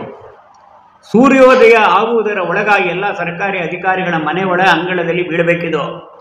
ಎಲ್ಲ ಕಾಂಗ್ರೆಸ್ ಮುಖಂಡರ ಮನೆಗಳ ಅಂಗಳದಲ್ಲಿ ಬೀಳಬೇಕು. ಎಲ್ಲ ವಕೀಲರು, ಯಾರ್ಯಾರು ಪ್ರಸಿದ್ಧ ವಕೀಲರಿದ್ರು ಅವರಿಗೆ, ಯಾರು ಸಮಾಜದಲ್ಲಿ ಒಪಿನಿಯನ್ ಮೇಕರ್ಸ್ ಅಂತ ಇರ್ತಾರಲ್ಲ, ಸಮಾಜದ ಅಭಿಪ್ರಾಯವನ್ನು ಕ್ರೋಢೀಕರಿಸುವಂಥ ಸಾಮರ್ಥ್ಯ ಇರೋರು, ಅವರೆಲ್ಲರಿಗೂ ಮುಟ್ಟಿಸುವಂಥ ವ್ಯವಸ್ಥೆ ಮಾಡಿದ್ವು. ಇದು ಹಲವಾರು ತಿಂಗಳುಗಳ ಕಾಲ ಯಶಸ್ವಿಯಾಗಿ ನಡ್ಕೊಂಡು ಬಂತು. ಸಾಹಿತ್ಯಗಳನ್ನು ಮುದ್ರಣ ಮಾಡಿದ್ವು. ಮಾನ್ಯ ಶೇಷಾದ್ರಿಯವರು ಒಂದು ಕಡೆ ಉಳಿದು ಬಿಟ್ಟರು. ಇಡೀ ದೇಶಕ್ಕೆ ಬೇಕಾದಂಥ ಇಂಗ್ಲಿಷ್ ಸಾಹಿತ್ಯವನ್ನು ಬೆಂಗಳೂರಿನಿಂದ ನಾವು ತಯಾರು ಮಾಡಿ ನಾನಾ ಗುಪ್ತ ವಿಳಾಸಗಳಿಗೆ ಕಳಿಸ್ಕೊಡ್ತಾ ಇದ್ವು. ಕನ್ನಡದಲ್ಲಿ ಅವರು ತಯಾರು ಮಾಡ್ತಾ ಇದ್ರು. ಅವ್ರ ಜೊತೆ ಶಿಷ್ಯರು 4-6 ಜನ ಇದ್ದರು. ಮತ್ತು ಒಂದೊಂದು ವಿಭಾಗದಲ್ಲಿ ಒಬ್ಬಿಬ್ಬರು ತಯಾರಾಗಿಬಿಟ್ರು. ಬಂದಂಥ ಸಮಾಚಾರಗಳನ್ನೆಲ್ಲ ಒಟ್ಟು ಮಾಡೋದು, ಪತ್ರಿಕೆಗಳನ್ನು ಪ್ರಿಂಟ್ ಮಾಡಿಸೋದು, ಬಂದಂಥ ಬಿಂದುಗಳನ್ನು ಒಟ್ಟು ಮಾಡಿ ಸಣ್ಣ ಸಣ್ಣ ಪುಸ್ತಕಗಳು. ಸೆರೆಮನೆಯೆಲ್ಲ ಗುರುಮನೆ ಅಂತ ಒಂದು ಪುಸ್ತಕ, ಕಾನೂನು ಭಂಗ ಕರ್ತವ್ಯವಾದಾಗ, ಸರ್ವಾಧಿಕಾರಕ್ಕೆ ಅಳಿವು ಪ್ರಜಾತಂತ್ರಕ್ಕೆ ಉಳಿವು, ಇದು ಸುನಿಶ್ಚಿತ. ಸಣ್ಣ ಸಣ್ಣ ಬುಕ್ಲೆಟ್ಗಳು ಮಾಡೋದು, ಇದನ್ನೆಲ್ಲ ಹಂಚುವಂಥದ್ದು. ಇದಕ್ಕೆ ಬೇಕಾದಂಥ ನಿಧಿಯನ್ನು ಅನೇಕರು ನಮಗೆ ಕೊಟ್ಟರು. ನಮಗೆ ಅದರ ಒಂದು ಅಭಾವವೇ ಬರಲಿಲ್ಲ. ಸಾಹಿತಿಗಳನ್ನು ಹಿಡಿದು ಧೈರ್ಯವಾಗಿ ಮುಂದೆ ಬನ್ನಿ, 4-6 ಜನ, ನಿಮ್ಮ ಕುಟುಂಬ ನೋಡ್ಕೊಳ್ಳೋಕೆ ನಾವಿದ್ದೀವಿ, ಧೈರ್ಯವಾಗಿ ಮುಂದೆ ಬಂದರು. ಅದರೊಳಗೆ ಹೆಸರಿಸಬೇಕಾದಂಥ ಸಾಹಿತಿ ಎಂದರೆ ಕರ್ನಾಟಕದಲ್ಲಿ ಶಿವರಾಮ ಕಾರಂತರು. ಅವರ ಪ್ರಶಸ್ತಿ ಪದ್ಮವಿಭೂಷಣವನ್ನು ವಾಪಸ್ ಕೊಟ್ಟರು. ಮಠಾಧೀಶರನ್ನು ಭೇಟಿ ಮಾಡಿದ್ರು. ಹಲವು ಮಠಾಧೀಶರು ಇಂದಿರಾ ಗಾಂಧಿಯವರಿಗೆ ಪತ್ರ ಬರೆದರು. ಹೀಗೆ ಸಾಹಿತಿ ಕ್ಷೇತ್ರದಲ್ಲಿ, ಮಠಾಧೀಶರ ಕ್ಷೇತ್ರದಲ್ಲಿ, ಧರ್ಮಾಚಾರ್ಯರು, ದೇವಸ್ಥಾನಗಳ ಕ್ಷೇತ್ರದಲ್ಲಿ ಜನಗಳನ್ನು ಜಾಗೃತಗೊಳಿಸೋದು, ಜನಗಳನ್ನು ಮುಂದಿನ ಅಂತಿಮ ಹೋರಾಟಕ್ಕೆ ಅಣಿಗೊಳಿಸುವುದು, ಸಿದ್ಧಗೊಳಿಸುವುದು. ಮೊದಲನೇದಾಗಿ ಮಾನಸಿಕವಾಗಿ ಸಿದ್ಧಗೊಳಿಸಬೇಕು. ಅವರಲ್ಲಿ ವಿಶ್ವಾಸ ಬರಬೇಕು. ನಾವು ಹೋರಾಟ ಶುರು ಮಾಡಿದಾಗ ಇದಕ್ಕೆ ಯಶಸ್ಸು ಸಿಕ್ಕೇ ಸಿಗುತ್ತೆ, ಸ್ವಲ್ಪ ಕಷ್ಟ ಅನುಭವಿಸಬೇಕಾಗುತ್ತೆ. ಇದೆಲ್ಲ ಸಮಾಜದ ಒಂದು ಮಾನಸಿಕತೆಯನ್ನು ತಯಾರು ಮಾಡುವ ಕೆಲಸ. ಅದನ್ನು ಮಾಡಿದ್ವು. ವಿದೇಶಗಳಲ್ಲಿ ಡಾಕ್ಟರ್ ಸುಬ್ರಹ್ಮಣ್ಯ ಸ್ವಾಮಿ ಬೇಕಾಗಿದ್ದಂಥ MP ಹೇಗೆ ಹಾರಿ ಹೋದರೂ ಗೊತ್ತಿಲ್ಲ, ಅಮೆರಿಕಾಗೆ ಹೋದರು. ಅಲ್ಲೆಲ್ಲ ಸಂಘದ ಶಾಖೆಗಳಿದೆಯಲ್ಲ, ಈಗ ನಮಗೆ ಲಾಭಕ್ಕೆ ಬಂತು. ಅಲ್ಲೇನು ನಿಷೇಧ ಇಲ್ಲ, ಅಲ್ಲಿ ಎಮರ್ಜೆನ್ಸಿ ಇಲ್ಲ. ಸೊ ಅವರೆಲ್ಲ ಒಟ್ಟಾಗಿ ಸೇರಿ ಭಾರತದಲ್ಲಿರೋ ಸರ್ವಾಧಿಕಾರತ್ವದ ಬಗ್ಗೆ ಅಲ್ಲಿಯ ಜನಗಳಿಗೆ ತಿಳಿಸೋದಕ್ಕೆ ಪತ್ರಿಕೆಗಳು, ಸಭೆಗಳು, ಅಲ್ಲಿಯ ಸರ್ಕಾರದ ಮುಖ್ಯಸ್ಥರಿಗೆ ತಿಳಿಸುವಂಥ ವ್ಯವಸ್ಥೆ, ಭಾರತದಲ್ಲಿರ್ತಕ್ಕಂಥ ರಾಯಭಾರಿಗಳಿಗೆ ತಿಳಿಸುವಂಥ ವ್ಯವಸ್ಥೆ. ಅಂದರೆ ವಿಶ್ವಕ್ಕೆ ಇಂದಿರಾ ಗಾಂಧಿ ಸರ್ವಾಧಿಕಾರತ್ವದ ಒಂದು ಬಯಲು ಮಾಡತಕ್ಕಂಥ ಪ್ರಯತ್ನವನ್ನು ನಾವು ಮಾಡಿದ್ವು. ಹಾಗಾಗಿ ಪ್ರತಿಭಟನೆಗಳು ಮಾಡ್ತಾ ಇದ್ವು. 4-6 ಜನ, ಒಬ್ಬೊಬ್ಬರು 4-4 ಜನ ಸತ್ಯಾಗ್ರಹ ಮಾಡಿ ಜೈಲಿಗೆ ಹೋಗಿ ಏನಾಗುತ್ತೆ ನೋಡೋಣ. ಒಳ್ಳೊಳ್ಳೆ ವಕೀಲರು ಎಲ್ಲ ಮುಂದೆ ಬಂದರು. ಮೈಸೂರಲ್ಲಿ H. ಗಂಗಾಧರನ್ ಮುಂದೆ ಬಂದರು. ಅವ್ರನ್ನ ಹಿಡಿದು ಮೀಸ ಹಾಕಿದ್ರು. 3 ಜನ, 4 ಜನ ಚಳಿ ಬಿಟ್ಟು ಹೋಗಬೇಕು ಅಂತ. ಇವ್ರು ಜೈಲಿಗೆ ಹೋಗಿದ್ದಾರಾ? ಅವ್ರೇನು ಸತ್ತೋಗಿಲ್ವಲ್ಲ, ಆದರೆ ನಾವು ಹೋಗೋಣ, ಉಳಿದವ್ರಿಗೆ ಅನ್ನಿಸ್ಬೇಕಲ್ಲ. ಅಗ್ರೇಸರ್ ಒಬ್ಬರಿದ್ದರೆ ಹಿಂದೆ ನಿಲ್ಲೋದಕ್ಕೆ ಜನ ಬರ್ತಾರೆ. ಹಾಗೆ 4-6 ತಿಂಗಳುಗಳ ಕಾಲ ಈ ಥರ ಮಾಡೋದು. ಗೋಡೆ ಬರಹಗಳು, ರಾತ್ರಿ ಹೊತ್ತು ಹೋಗಿ ಬರೆದು ಬರೋದು, ಬರೆಯುವಾಗ ಸಿಕ್ಕಾಕೊಂಡಿರೋದು ಉಂಟು. ಸಿಕ್ಕಾಕೊಳ್ಳೋರಿಗೆಲ್ಲ ಮುಂಚೆನೇ ಹೇಳಿದ್ವು, ಯಾವುದೇ ಕಾರಣಕ್ಕೆ ನಮ್ಗೆ ಯಾರು ಹೇಳಿದ್ರು, ಯಾರು ಎಲ್ಲಿದ್ದಾರೆ ತಿಳಿಸಬಾರದು, ಭಗವಂತ ನಿಮಗೆ ಸಂಕಟವನ್ನು ಸಹಿಸುವ ಶಕ್ತಿ ಕೊಡ್ತಾನೆ. ಸಂಘದ ಪ್ರಚಾರಕರಿಗೆಲ್ಲ ಸೂಚನೆ ಕೊಡಲಾಗಿತ್ತು, ಯಾವುದೇ ಕಾರಣಕ್ಕೆ ನೀವು ಸಿಕ್ಕಿ ಬೀಳಬಾರದು, ನೀವು ಓಡಾಡಿ ಸಂಘಟನೆಯನ್ನು ಸದೃಢ ಸ್ಥಿತಿಯಲ್ಲಿ ಇಡಬೇಕು, ಸಮಾಜದಲ್ಲಿ ಜಾಗೃತಿ ಉಂಟು ಮಾಡಬೇಕು. ಜನಸಂಘದ ಕೆಲವು ಕಾರ್ಯಕರ್ತರು ಇದಕ್ಕೋಸ್ಕರ ಭೂಗತರಾಗಿ ಹೋದರು. ಗೃಹಸ್ಥಿ ಕಾರ್ಯಕರ್ತರು ಅವ್ರ ಮನೆಗಳನ್ನು ಬಿಟ್ಟು 2 ವರ್ಷ ಆದಮೇಲೆ ಮನೆ ನೋಡಿದ್ರು ಅಂತ ಕಾಣುತ್ತೆ ಪಾಪ. ಅಂಥವರೆಲ್ಲ ತಯಾರಾದರು.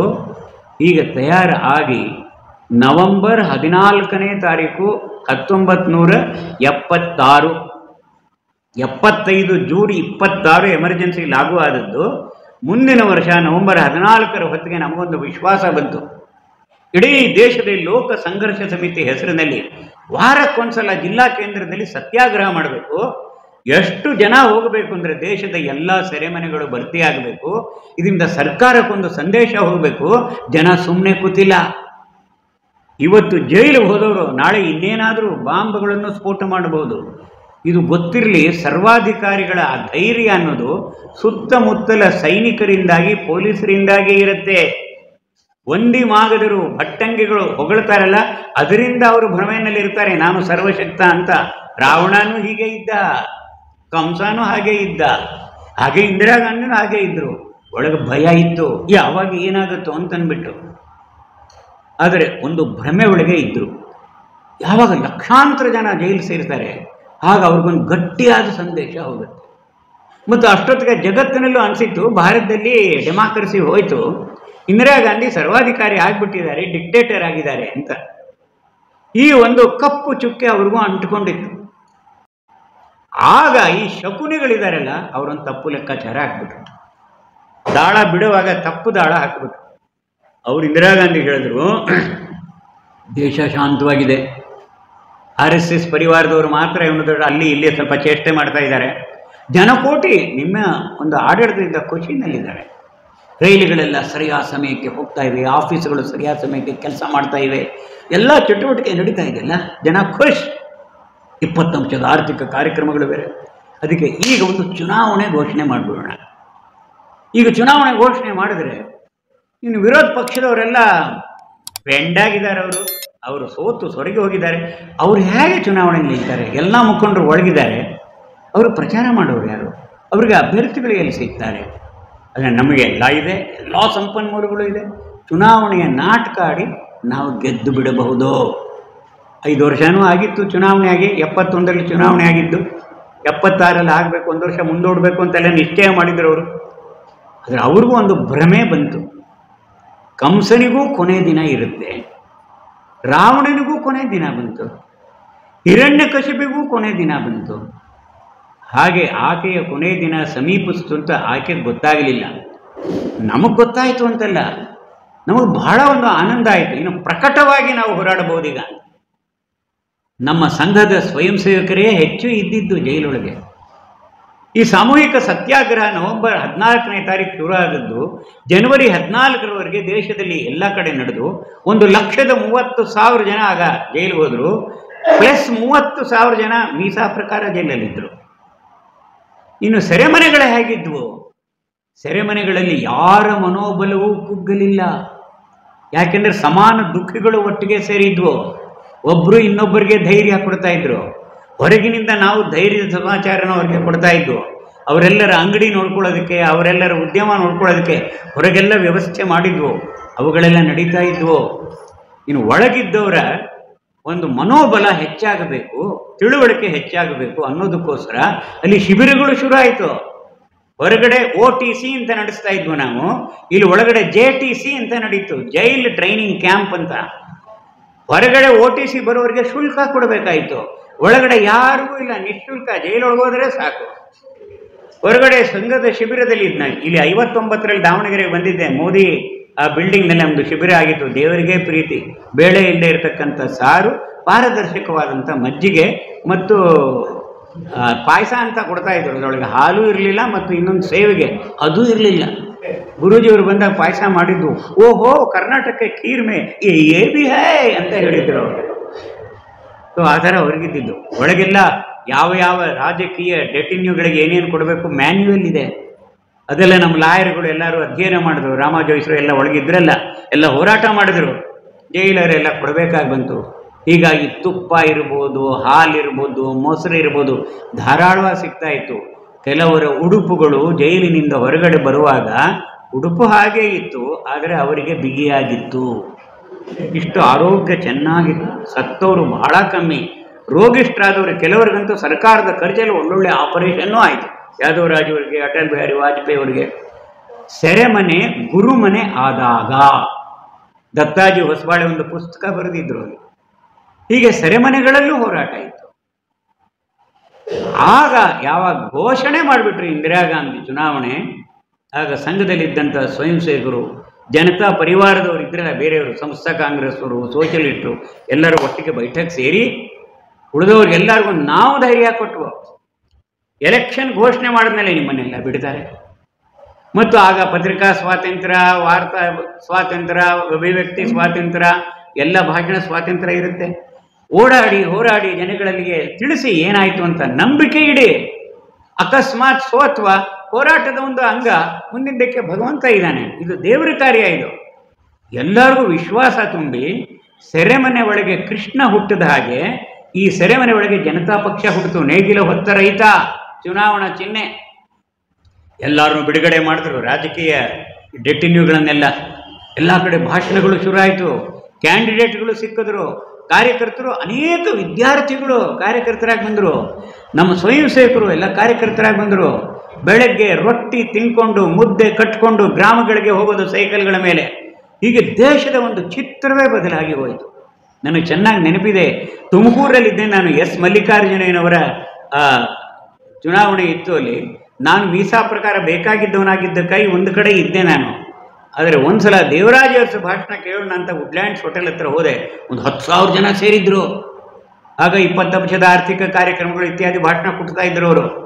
ಆಗ ಪಕ್ಕದ ರಸ್ತೆಯಲ್ಲಿ ಇದೀಗ ಕರ್ನಾಟಕ ಕೇಸರಿ ಜಗನ್ನಾಥರಾವ್ ಜೋಶಿಯವರು ಬಂದಿದ್ದಾರೆ, ಪಕ್ಕದ ಬಾಳನಕಟ್ಟೆ ಮೈದಾನದಲ್ಲಿ ಅವರ ಸಾರ್ವಜನಿಕ ಸಭೆ ಇದೆ, ಸಹಸ್ರಾರು ಸಂಖ್ಯೆಯಲ್ಲಿ ಎಲ್ಲರೂ ಬಂದು ಭಾಗವಹಿಸಬೇಕಾಗಿ ಕೋರಿದೆ. ನಾನು ಆ ರೀತಿ ಅನೌನ್ಸ್ ಮಾಡ್ತಾ ಇದ್ದೆ ಶಂಕರನಾರಾಯಣ ಆ ದಿನಗಳಲ್ಲಿ. ಅದಕ್ಕಿಂತ ಮುಂಚೆ ಇಲ್ಲಿ 10,000 ಜನ ಕರಗಿ ಹೋಗ್ಬಿಟ್ರು, ಎಲ್ಲ ಹೊರಟೋದ್ರು. ಆಗ ದೇವರಾಜರು ಹೇಳಿದ್ರು, ನಮಗೆ ಅದೃಶ್ಯ ಮತದಾರರಲ್ಲಿ ನಂಬಿಕೆ ಇದೆ, ನಾವೇ ಗೆಲ್ಲೋದು. ಇಲ್ಲಿ ಜಗನ್ನಾಥರಾಯರ ಗರ್ಜನೆ ಕೇಳೋದಕ್ಕೆ ಏನು 25-30 ಸಾವಿರ ಜನ. ಚುನಾವಣೆ ನಡೆದೋಯ್ತು. ಜನವರಿ, ಫೆಬ್ರವರಿ, ಮಾರ್ಚ್ 21 ಯುಗಾದಿ ದಿವಸ ಫಲಿತಾಂಶಗಳು ಬಂತು.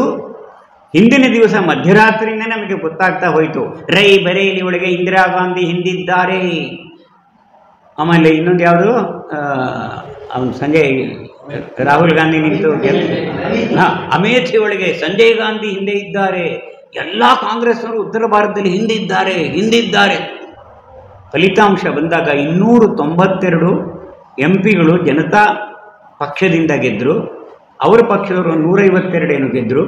ಅದಕ್ಕೆ ಬಹಳ ಕೊಡುಗೆ ಕೊಟ್ಟಿದ್ದು ದುರ್ದೈವದಿಂದ ಕರ್ನಾಟಕವೇ. 2 ಮಾತ್ರ, KS ಹೆಗಡೆ ಬೆಂಗಳೂರಿಂದ, ನಂಜೇಶ್ ಗೌಡರು ಹಾಸನದಿಂದ. ಉಳಿದ ಕಡೆ ಎಲ್ಲ ಕಾಂಗ್ರೆಸ್ನವ್ರು ಗೆದ್ದರು. ಆಂಧ್ರದಲ್ಲಿ 42ಕ್ಕೆ 42 ಕಾಂಗ್ರೆಸ್ನವ್ರು ಗೆದ್ದರು. ಮಹಾರಾಷ್ಟ್ರದಲ್ಲಿ ಜಾಸ್ತಿ ಗೆದ್ದರು, ಕೇರಳದಲ್ಲಿ ಗೆದ್ದರು, ಈಗ 150. ಅದರ ಒಟ್ಟಿನಲ್ಲಿ ಅವರು ಸೋತರು. ಜನತಾ ಗೆದ್ದು ಕೂಡಲೇ ಇಂದಿರಾ ಗಾಂಧಿ ಘೋಷಣೆ ಮಾಡಲು ಎಮರ್ಜೆನ್ಸಿನ ತೆಗೆಯಲಾಗಿದೆ. ಅವಳು ಯಾರು ತೆಗೆಯೋದಕ್ಕೆ? ಜನತಾನೇ ತೆಗೆದಿದ್ರು. ನಿಷೇಧಗಳನ್ನು ತೆಗೆಯಲಾಗಿದೆ. ಎಲ್ಲ ಸೆರೆಮನೆಗಳಿಂದ ಎಲ್ಲರದು ಬಿಡುಗಡೆ ಆಯಿತು. ಇಡೀ ದೇಶದಲ್ಲಿ ಒಂದು ಹಬ್ಬ, ಯುಗಾದಿ ಹಬ್ಬ. ನನಗೆ ನೆನಪಿದೆ, ತುಮಕೂರಿನಲ್ಲಿ ಸಾವಿತ್ರಮ್ಮನವರ ಛತ್ರದ ಮುಂದೆ ನಡೆದಂಥ ಸಭೆಯೊಳಗೆ ನಾನು ಭಾಷಣ ಮಾಡಿದ್ದೆ. ಇವತ್ತು ಯುಗಾದಿ. ಕಾಂಗ್ರೆಸ್ನವರಿಗೆ, ಇಂದಿರಾ ಗಾಂಧಿಯವರಿಗೆ ಬೇವು ಮತ್ತು ನಮಗೆಲ್ಲರಿಗೂ ಬೆಲ್ಲ ಇದೆ. ಈ ಸಲ ಯುಗಾದಿ ಒಳಗೆ ಬೇವು ಹಂಚುವ ಅವಶ್ಯಕತೆ ಇಲ್ಲ, ಬೆಲ್ಲವನ್ನೇ ಹಂಚಬೇಕು. ರಾಜಕೀಯ ಸ್ಥಿತ್ಯಂತರವಾಗಿ ಹೋಯಿತು. ಎಮರ್ಜೆನ್ಸಿ ಹೋಯಿತು. ಪ್ರಜಾತಂತ್ರ ಪುನಃ ಅರಳಿತು. ಇನ್ನು ಹೆಚ್ಚು ವಿವರಣೆಗೆ ಹೋದರೆ, ಈಗ 3-4 ಜನ ಶುರು ಮಾಡಿದಾರಲ್ಲ, ಇನ್ನು ಕೆಲವರು ಧೈರ್ಯ ಬರುತ್ತೆ. ಆಗ ನನ್ನ ಧೈರ್ಯ ಉಡುಗೋಗ್ಬಿಡುತ್ತೆ. ಅದಕ್ಕೋಸ್ಕರ ನೀವು ಅನುಮತಿ ಕೊಟ್ಟರೆ ಇನ್ನೊಂದು 6-7 ನಿಮಿಷಗಳಲ್ಲಿ ಒಂದು ಸಮಾರೋಪ ಮಾಡಬೇಕಲ್ವಾ? 6-7 ನಿಮಿಷ ಇರ್ತೀರಾ? ಹ್ಞೂ ಅಂತ ಹೇಳಿ. ಸಾಕು, ಜಾಸ್ತಿ ತಗೊಳ್ಳೋದಿಲ್ಲ. ಈ ಎಮರ್ಜೆನ್ಸಿ ಹೋರಾಟದ ಸಂದೇಶ ಇದೆ 3. ಮೊದಲನೇದಾಗಿ, ಈ ದೇಶದಲ್ಲಿ ಸರ್ವಾಧಿಕಾರತ್ವದ ಆಟ ಕೆಲವು ದಿನ ನಡೆಯಬಹುದೇ ವಿನಃ ದೇಶದಲ್ಲಿ ಸದಾಕಾಲ ಸರ್ವಾಧಿಕಾರತ್ವ ಅಸಂಭವ. ಇದು ಭಾರತದ ಪರಂಪರೆ. ಇಲ್ಲಿ ರಾಜರಿದ್ದವರು ಯಾರು ಸರ್ವಾಧಿಕಾರಿಗಳಾಗಲಿಲ್ಲ. ರಾಜರಿದ್ದವರು ಎಲ್ಲ ಪ್ರಜೆಗಳಿಗೆ ತಂದೆಯಂತೆ ಇದ್ದರು. ರಾಜ ಪ್ರತ್ಯಕ್ಷ ದೇವತಾ. ಅದೇ ರೀತಿ ಈ ದೇಶದಲ್ಲಿದೆ, ಸರ್ವಾಧಿಕಾರಿ ಇರಲಿಲ್ಲ. ಮತ್ತು ಸರ್ವಾಧಿಕಾರಿಗಳಾಗಿ ಇಷ್ಟಪಟ್ಟವರು, ಕಷ್ಟಪಟ್ಟವರು ಅವ್ರನ್ನ ಸಮಾಜ ಸ್ವೀಕಾರ ಮಾಡಲಿಲ್ಲ, ಅವ್ರನ್ನ ನಿರಾಕರಣೆ ಮಾಡ್ತು. ರಾವಣ ಹೋದ, ಹಿರಣ್ಯಕಶಿಪು ಹೋದ, ಕಂಸ ಹೋದ, ಬಾಕಿ ಎಲ್ಲರೂ ಹೋದರು. ಸರ್ವಾಧಿಕಾರತ್ವ ಅನ್ನೋದು ವ್ಯಕ್ತಿಯ ದುರಹಂಕಾರ ಹೆಚ್ಚಾದಾಗ, ತನ್ನಲ್ಲಿ ಅತಿವಿಶ್ವಾಸ ಆದಾಗ, ವ್ಯಕ್ತಿಗತ ಮಹತ್ವಾಕಾಂಕ್ಷೆ ನಾನೇ, ಇದು ಬರಬಾರದು. ಇದು ಮೊದಲನೇ ಪಾಠ. ಎರಡನೇ ಪಾಠ, ಅಕಸ್ಮಾತ್ ಇಂಥ ಸರ್ವಾಧಿಕಾರತ್ವ ಹೇರಲ್ಪಟ್ಟರೆ ಸಮಾಜ ಸಾಮಾನ್ಯವಾದ ಗತಿಯಲ್ಲಿ ನಡ್ಕೊಂಡು ಹೋಗ್ತಾ ಇರುತ್ತೆ ಯಾವಾಗಲೂ. ಅದರ ಸ್ವಭಾವವೇ ಅದು. ಎದ್ದರೆ ಹನುಮಂತ, ಬಿದ್ದರೆ ಕುಂಭಕರ್ಣ. ನಮ್ಮ ದೇಶಕ್ಕೂ ಹಾಗೇನೆ. ಅದಕ್ಕೋಸ್ಕರ ಕೆಲವರಾದರೂ ಇರಬೇಕು, ಅವರು ಕುಂಭಕರ್ಣನ ಸಂತಾನ ಆಗಬಾರ್ದು, ಅವರು ಎದ್ದಿರುವವರಾಗಬೇಕು. ಅಂಥ ಜಾಗೃತ ಜನಶಕ್ತಿ ಒಂದು ಸಂಘಟನೆ ರೂಪದಲ್ಲಿ ಆಗಬೇಕು. ಆ ಸಂಘಟನೆಗೆ ರಾಜಕೀಯ ಉದ್ದೇಶಗಳು ಇರಬಾರದು. ಆ ಸಂಘಟನೆಯಲ್ಲಿ ಇರತಕ್ಕಂಥವರಿಗೆ ವ್ಯಕ್ತಿಗತ ಮಹತ್ವಾಕಾಂಕ್ಷೆಗಳು ಇರಬಾರದು. ಕೀರ್ತಿ, ಪ್ರಚಾರ, ಪ್ರಸಿದ್ಧಿ, ಸ್ಥಾನ, ಮಾನ ಇದು ಯಾವುದರ ಸೆಳೆತಕ್ಕೆ ಬಲಿಯಾಗಬಾರದು. ಈ ರಾಷ್ಟ್ರದ ಸರ್ವಾಂಗೀಣ ವಿಕಾಸ ಆಗಬೇಕಷ್ಟೇನೆ, ಭಾರತದ ಪರಮ ವೈಭವ ಆಗಬೇಕಷ್ಟೇನೆ. ಅದರಲ್ಲೇ ನಮ್ಮ ಜೀವನದ ಧನ್ಯತೆ ಇದೆ, ಜೀವನದ ಸಾರ್ಥಕತೆ ಇದೆ ಅನ್ನೋ ಮೂಲ ನಂಬಿಕೆಯ ಮೇಲೆ ಸದಾ ಜಾಗೃತವಾಗಿರ್ತಕ್ಕಂಥ ಒಂದು ಸಂಘಟನೆ ಯಾವುದೇ ದೇಶದಲ್ಲಿ ಸರ್ವಾಧಿಕಾರತ್ವಕ್ಕೆ ಬಹಳ ದೊಡ್ಡದಾದಂಥ ತಡೆ ಆಗುತ್ತದೆ. ರಾಷ್ಟ್ರೀಯ ಸ್ವಯಂ ಸೇವಕ ಸಂಘಕ್ಕಿಂತ ಇನ್ನು ಒಳ್ಳೆಯ ಉದಾಹರಣೆ ಯಾವುದಿದೆ? ಗೆದ್ದ ಮೇಲೆ ಜನತಾ ಪಾರ್ಟಿ ಅಧ್ಯಕ್ಷರಾಗಿದ್ದರು ಚಂದ್ರಶೇಖರ್ ಅವರು ಬಾಳಾ ಸಾಹೇಬ್ ದೇವರಸ್ಗೆ ಹೇಳಿದರು, ಸರಸಂಚಾಲಕರಿಗೆ, RSSನ ಇನ್ನು ನೀವು ವಿಸರ್ಜನೆ ಮಾಡಿಬಿಡಿ, ಜನತಾ ಪಾರ್ಟಿಗೆ ಸೇರಿಬಿಡಿ, ದೇಶದಲ್ಲಿ ಒಳ್ಳೆ ಸರ್ಕಾರ ನಡೆಸೋಣ. ಬಾಳಾ ಸಾಹೇಬ್ ದೇವ್ಸ್ ಹೇಳಿದರು, all trains need not start from the same platform. ಎಲ್ಲ ರೈಲುಗಳು ಒಂದೇ ಪ್ಲ್ಯಾಟ್ಫಾರ್ಮ್ನಿಂದ ಹೊರಡಬಾರ್ದು, ಹೊರಡಲಿಕ್ಕಾಗೋದಿಲ್ಲ. ನಿಮ್ಮ ರೈಲು ಕಂಬಿ ಬೇರೆ, ನಮ್ಮ ರೈಲು ಕಂಬಿ ಬೇರೆ. ನಮ್ಮದು ಸಾಂಸ್ಕೃತಿಕ ಕ್ಷೇತ್ರ, ನಿಮ್ಮದು ರಾಜನೀತಿಕ ಕ್ಷೇತ್ರ. ನೀವು ನಿಮ್ಮ ಕೆಲಸ ಮಾಡಿ, ನಾವು ನಮ್ಮ ಕೆಲಸ ಮಾಡ್ತೀವಿ. ಇಷ್ಟು ವಿವೇಚನೆ ಇದ್ದಂಥ ಜಾಗೃತ ಶಕ್ತಿ RSS. ಸೊ ಇಂಥ ಒಂದು ಸಂಘಟನೆ ದೇಶಕ್ಕೆ ಅನಿವಾರ್ಯ. ಇನ್ನು ಮೂರನೇದಾಗಿ ದೇವರಲ್ಲಿ ನಂಬಿಕೆ ಇಡಬೇಕು, ರಾಷ್ಟ್ರದಲ್ಲಿ ನಂಬಿಕೆ ಇಡಬೇಕು, ನಾವು ಮಾಡುವಂಥ ಕಾರ್ಯದಲ್ಲಿ ನಂಬಿಕೆ ಇಡಬೇಕು. ಇದು ದೇವರ ಕಾರ್ಯ. ನಾವೆಲ್ಲ ದೇವರ ಪ್ರತಿನಿಧಿಗಳು. ಅರ್ಜುನನಿಗೆ ಕೃಷ್ಣ ಹೇಳಿದ್ದದೇ ಅಲ್ವಾ, ನೀನು ಯಾರೋ ಎಲ್ಲರನ್ನೂ ಸಂಹಾರ ಮಾಡಿ ಚಕ್ರವರ್ತಿ ಆಗ್ತೀನಿ ಅನ್ನೋದಕ್ಕೆ, ನೀನು ನಿಮಿತ್ತ ಮಾತ್ರಂ ಭವ ಸವ್ಯಸಾಚಿ. ಇವರೆಲ್ಲ ಅಧರ್ಮಿಗಳು, ಇವರೆಲ್ಲ ನಾಶವಾಗಿದ್ದಾರೆ. ಆದರೆ ನಿಮ್ಮ ಪುರುಷಾರ್ಥದ ಒಂದು ಪರಿಚಯ ಜಗತ್ತಿಗೆ ಆಗಬೇಕು, ಅದಕ್ಕೋಸ್ಕರ ಹೋರಾಡು. ನಾವೆಲ್ಲ ನಿಮಿತ್ತ ಅಂತ ಅಂದ್ಕೊಳ್ಬೇಕು. ಆದರೆ ಜಾಗೃತ ಅರ್ಜುನನಂತೆ ದೇಶ ಆಗಬೇಕು. ಆ ನಿಟ್ಟಿನಲ್ಲಿ ದೇಶ ಮುಂದುವರೆದಾಗ ಮತ್ತೊಮ್ಮೆ ಸರ್ವಾಧಿಕಾರತ್ವದ ಸಂಕಟ ಇಲ್ಲಿ ಬರೋದಿಲ್ಲ. ಕೊನೆಯದಾಗಿ ಒಂದು ಮಾತು ಹೇಳ್ತೀನಿ. ಕಳೆದ 11 ವರ್ಷಗಳಿಂದ ಈ ದೇಶದಲ್ಲಿ ನಡೆದಿರತಕ್ಕಂಥ ಒಂದು ವಿಶೇಷ ಪ್ರಯತ್ನಗಳಿಂದಾಗಿ ಇಂಡಿಯಾ ಇದ್ದಿದ್ದು ಭಾರತ ಆಗ್ತಾ ಇದೆ. ಇಂದಿರಾ ಈಸ್ ಇಂಡಿಯಾ ಆಗ್ತಾ ಇಲ್ಲ, ಇಂಡಿಯಾ ಇದ್ದಿದ್ದು ಭಾರತ ಆಗ್ತಾ ಇದೆ. ಭಾರತದ ಮೂಲಭೂತ ವಿಚಾರವೇ ವಸುಧೈವ ಕುಟುಂಬಕಂ. ಇಡೀ ಜಗತ್ತನ್ನು ಕುಟುಂಬದ ಭಾವದಲ್ಲಿ ಜೋಡಿಸ್ತೀವಿ ವಿನಃ ನಾವು ಜಗತ್ತಿನ ಸಾಮ್ರಾಟರಾಗೋದಿಲ್ಲ, ನಾವು ಜಗತ್ತಿನಲ್ಲಿ ರಾಜಕೀಯ ಸಾಮ್ರಾಜ್ಯವನ್ನು ಕಟ್ಟೋದಕ್ಕೆ ಹೊರಡೋದಿಲ್ಲ. ಈ ಮೂಲ ನಂಬಿಕೆಯನ್ನು ಜೀವನದಲ್ಲಿ ಸ್ವೀಕಾರ ಮಾಡಿರ್ತಕ್ಕಂಥ ವ್ಯಕ್ತಿ ಈ ದೇಶದ ಪ್ರಧಾನಮಂತ್ರಿ ಆಗಿದ್ದಾರೆ. ಅವರು ಸುತ್ತಮುತ್ತ ಇರತಕ್ಕಂಥವ್ರು ಇದೇ ತಂಡದವರು. ದೇಶ ಹಿಂದೆ ಇದ್ದಂಥ ಒಂದು ಸಂಕಟದ ದೈನ್ಯತೆಯ ಸೋಲಿನ ಮನೋಭಾವದಿಂದ ಹೊರಗೆ ಬಂದಿದೆ. ಭಾರತವಾಗ್ತಾ ಇದೆ. ಇಂಡಿಯಾ ಅನ್ನೋದು ಸಾಯ್ತಾ ಇದೆ. ಆ ಇಂಡಿಯಾ ಅನ್ನೋ ಹೆಸರಲ್ಲೇ ಇನ್ನೂ ಒಂದು ಮೂಢನಂಬಿಕೆಯನ್ನು ಇಟ್ಕೊಂಡಿದ್ದವರು, ನಾವೆಲ್ಲ ಇಂಡಿಯಾ ಅಂತ ಹೇಳಿದವರು, ಅವರು ಚೂರು ಆಗ್ತಾ ಇದ್ದಾರೆ. ಭಾರತ್ ಮಾತಾ ಕಿ ಜೈ ಅಂತ ಇದ್ದವರು ಮಾತ್ರ ದೇಶವನ್ನು ಒಂದುಗೂಡಿಸ್ತಾ ಇದ್ದಾರೆ, ಜಗತ್ತನ್ನು ಒಂದುಗೂಡಿಸ್ತಾ ಇದ್ದಾರೆ. ಒಂದು ಸುವರ್ಣ ಪರ್ವಕಾಲದಲ್ಲಿ ನಾವಿದ್ದೀವಿ. ಇದೇ ಸಂದರ್ಭದಲ್ಲಿ ರಾಷ್ಟ್ರೀಯ ಸ್ವಯಂ ಸೇವಕ ಸಂಘಕ್ಕೆ 100 ವರ್ಷ ಆಗಿರೋದು. ಎಂಥ ಯೋಗ! 100 ವರ್ಷಕ್ಕೆ ಮುಪ್ಪು ಬಂದಿಲ್ಲ, ಬದಲಾಗಿ ಸಂಘಕ್ಕೆ ಮುಪ್ಪು ಬರಲಿಕ್ಕೆ ಸಾಧ್ಯವೇ ಇಲ್ಲ. ಇದು ಶಂಕರನಾರಾಯಣ ಇದ್ದಾಗೆ 90 ವರ್ಷ ಆಗ್ತಾ ಇದೆ. ಏನು ಉತ್ಸಾಹ ನೋಡಿ ಅವರಿಗೆ, ಗೊತ್ತಾಗದೇ ಇರಲಿ ಯಾರಿಗೂ ಅಂತ ಅಂದ್ಬಿಟ್ಟು ಮೀಸೆಗೂ ಬಣ್ಣ ಹಚ್ತಾರೆ ಅವರು. ನೋಡಿದ್ದೀನಿ ನಾನು. ಬೇರೆಯವರು ಆ ಥರದವ್ರು ಇದ್ದಾರೆ. ಇದನ್ನು ಶಂಕರನಾರಾಯಣ ಹೆಸರು ಮಾತ್ರ ಹೇಳಿದ್ರು ಅಂತ ಯಾರು ಬೇಜಾರು ಮಾಡ್ಕೋಬೇಡಿ. ಅವರೊಂದು ಸಂಗೀತ ಅಷ್ಟೇ, ಅವರು ಮಾತ್ರ ನೆಟ್ಟಿಗೆ ನಿಂತ್ಕೊಳ್ಳಿಲ್ಲ ನಾನು ಇಲ್ಲಿ ಕೂತಿದ್ದೀನಿ ಅಂತ.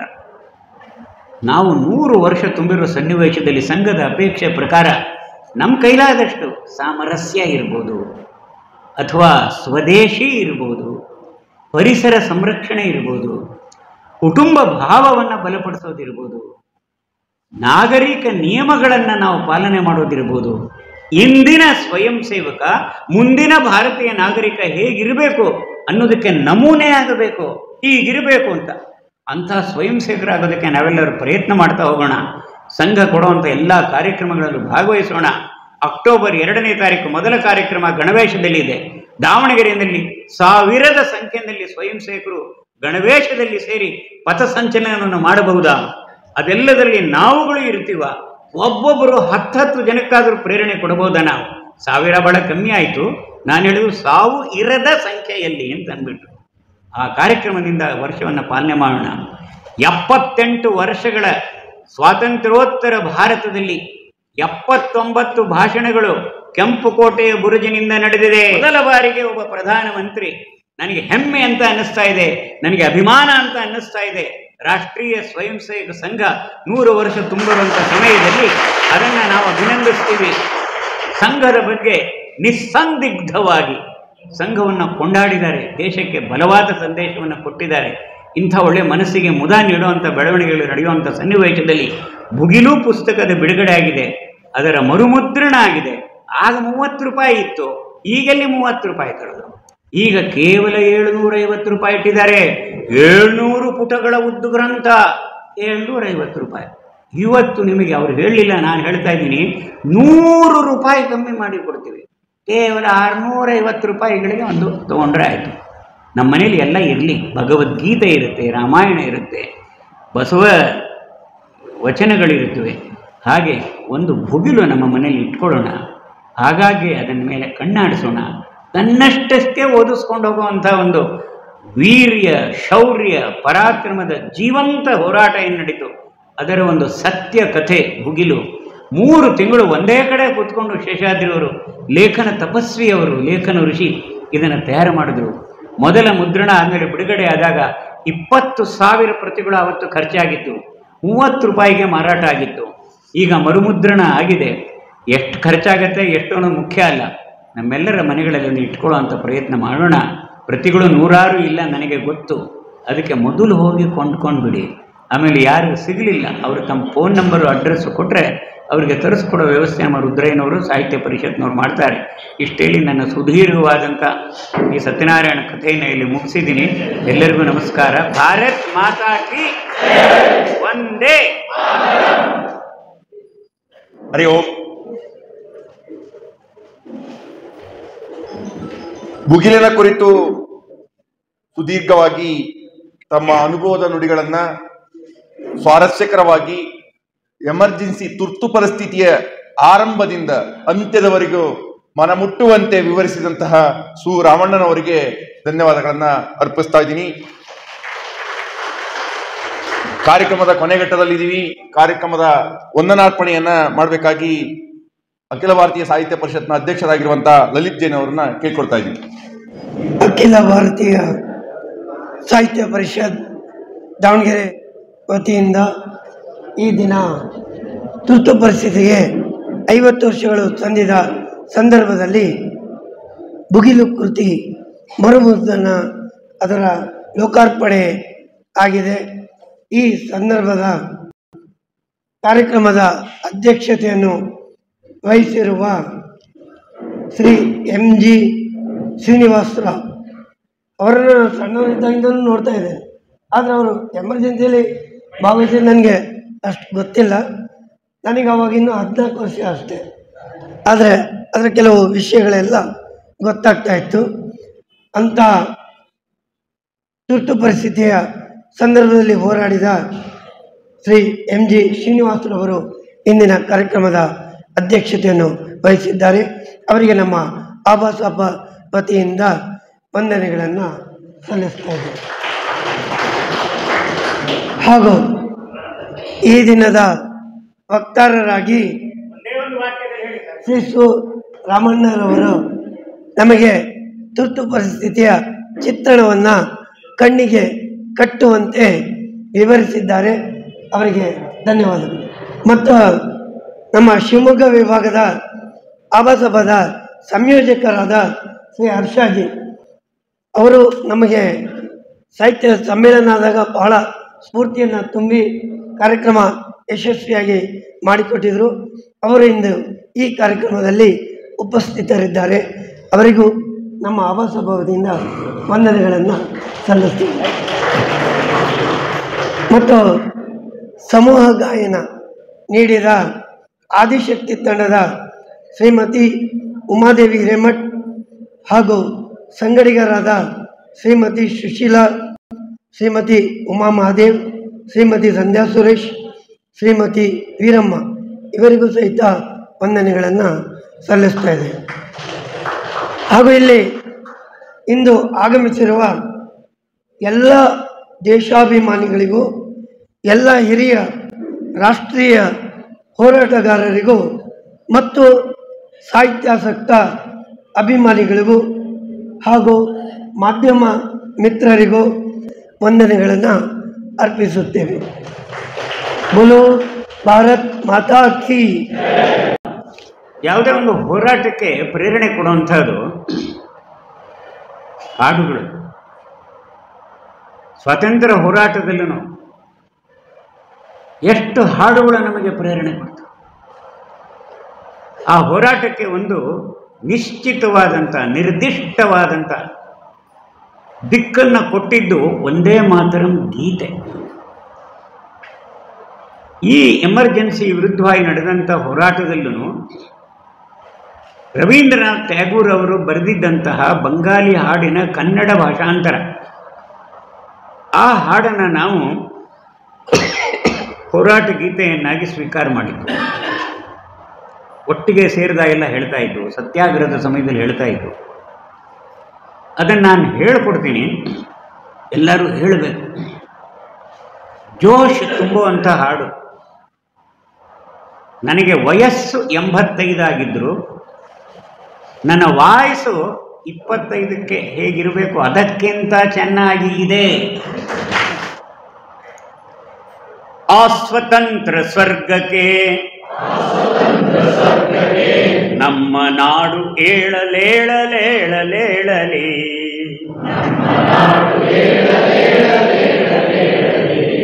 ಎಲ್ಲಿ ಮನವು ನಿರ್ಭಯದಿ ತಲೆಯನ್ನೆತ್ತಿ ನಿಲ್ಲುವುದೋ, ಎಲ್ಲಿ ಜ್ಞಾನ ಸುಧಾಪಾನ ಎಲ್ಲರಿಗೂ ಸಿಗುವುದೋ, ಆ ಸ್ವತಂತ್ರ ಸ್ವರ್ಗಕ್ಕೆ ನಮ್ಮ ನಾಡು ಏಳಲೇಳಲೇಳಲೇಳಲಿ.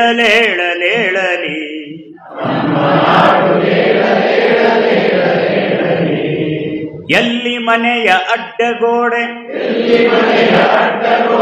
ಇಲ್ಲದೆಯ ವಿಶಾಲವೋ, ಎಲ್ಲಿ ಮಾತು ಸತ್ಯದಾಳ ದಿಂದ ಹೊಮ್ಮಿ ಬರುವುದೋ, ಆ ಸ್ವತಂತ್ರ ಸ್ವರ್ಗಕ್ಕೆ ನಮ್ಮ ನಾಡು ಏಳಲೇಳಲೇಳಲೇಳಲಿ.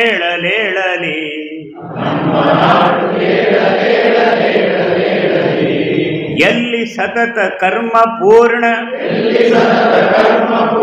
ಸಿದ್ಧಿ ಪಡೆದು ಮೆರೆವುದೋ, ಎಲ್ಲಿ ತಿಳಿವು ಕಟ್ಟಳೆಯ ಮಳಲ ತೊರೆದು ಹರಿಯುವುದೋ, ಆ ಸ್ವತಂತ್ರ ಸ್ವರ್ಗಕ್ಕೆ ನಮ್ಮ ನಾಡು ಏಳಲೇಳಲೇಳಲೇಳಲಿ.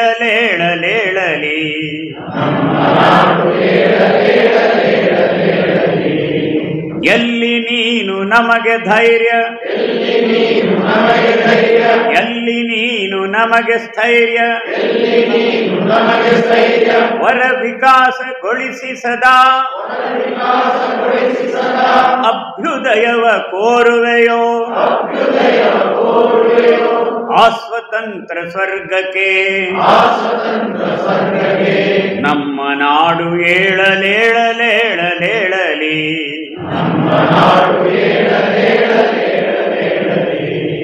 ಆ ಸ್ವತಂತ್ರ ಸ್ವರ್ಗಕ್ಕೆ ನಮ್ಮ ನಾಡು ಏಳಲೇಳಲೇಳಲೇಳಲಿ.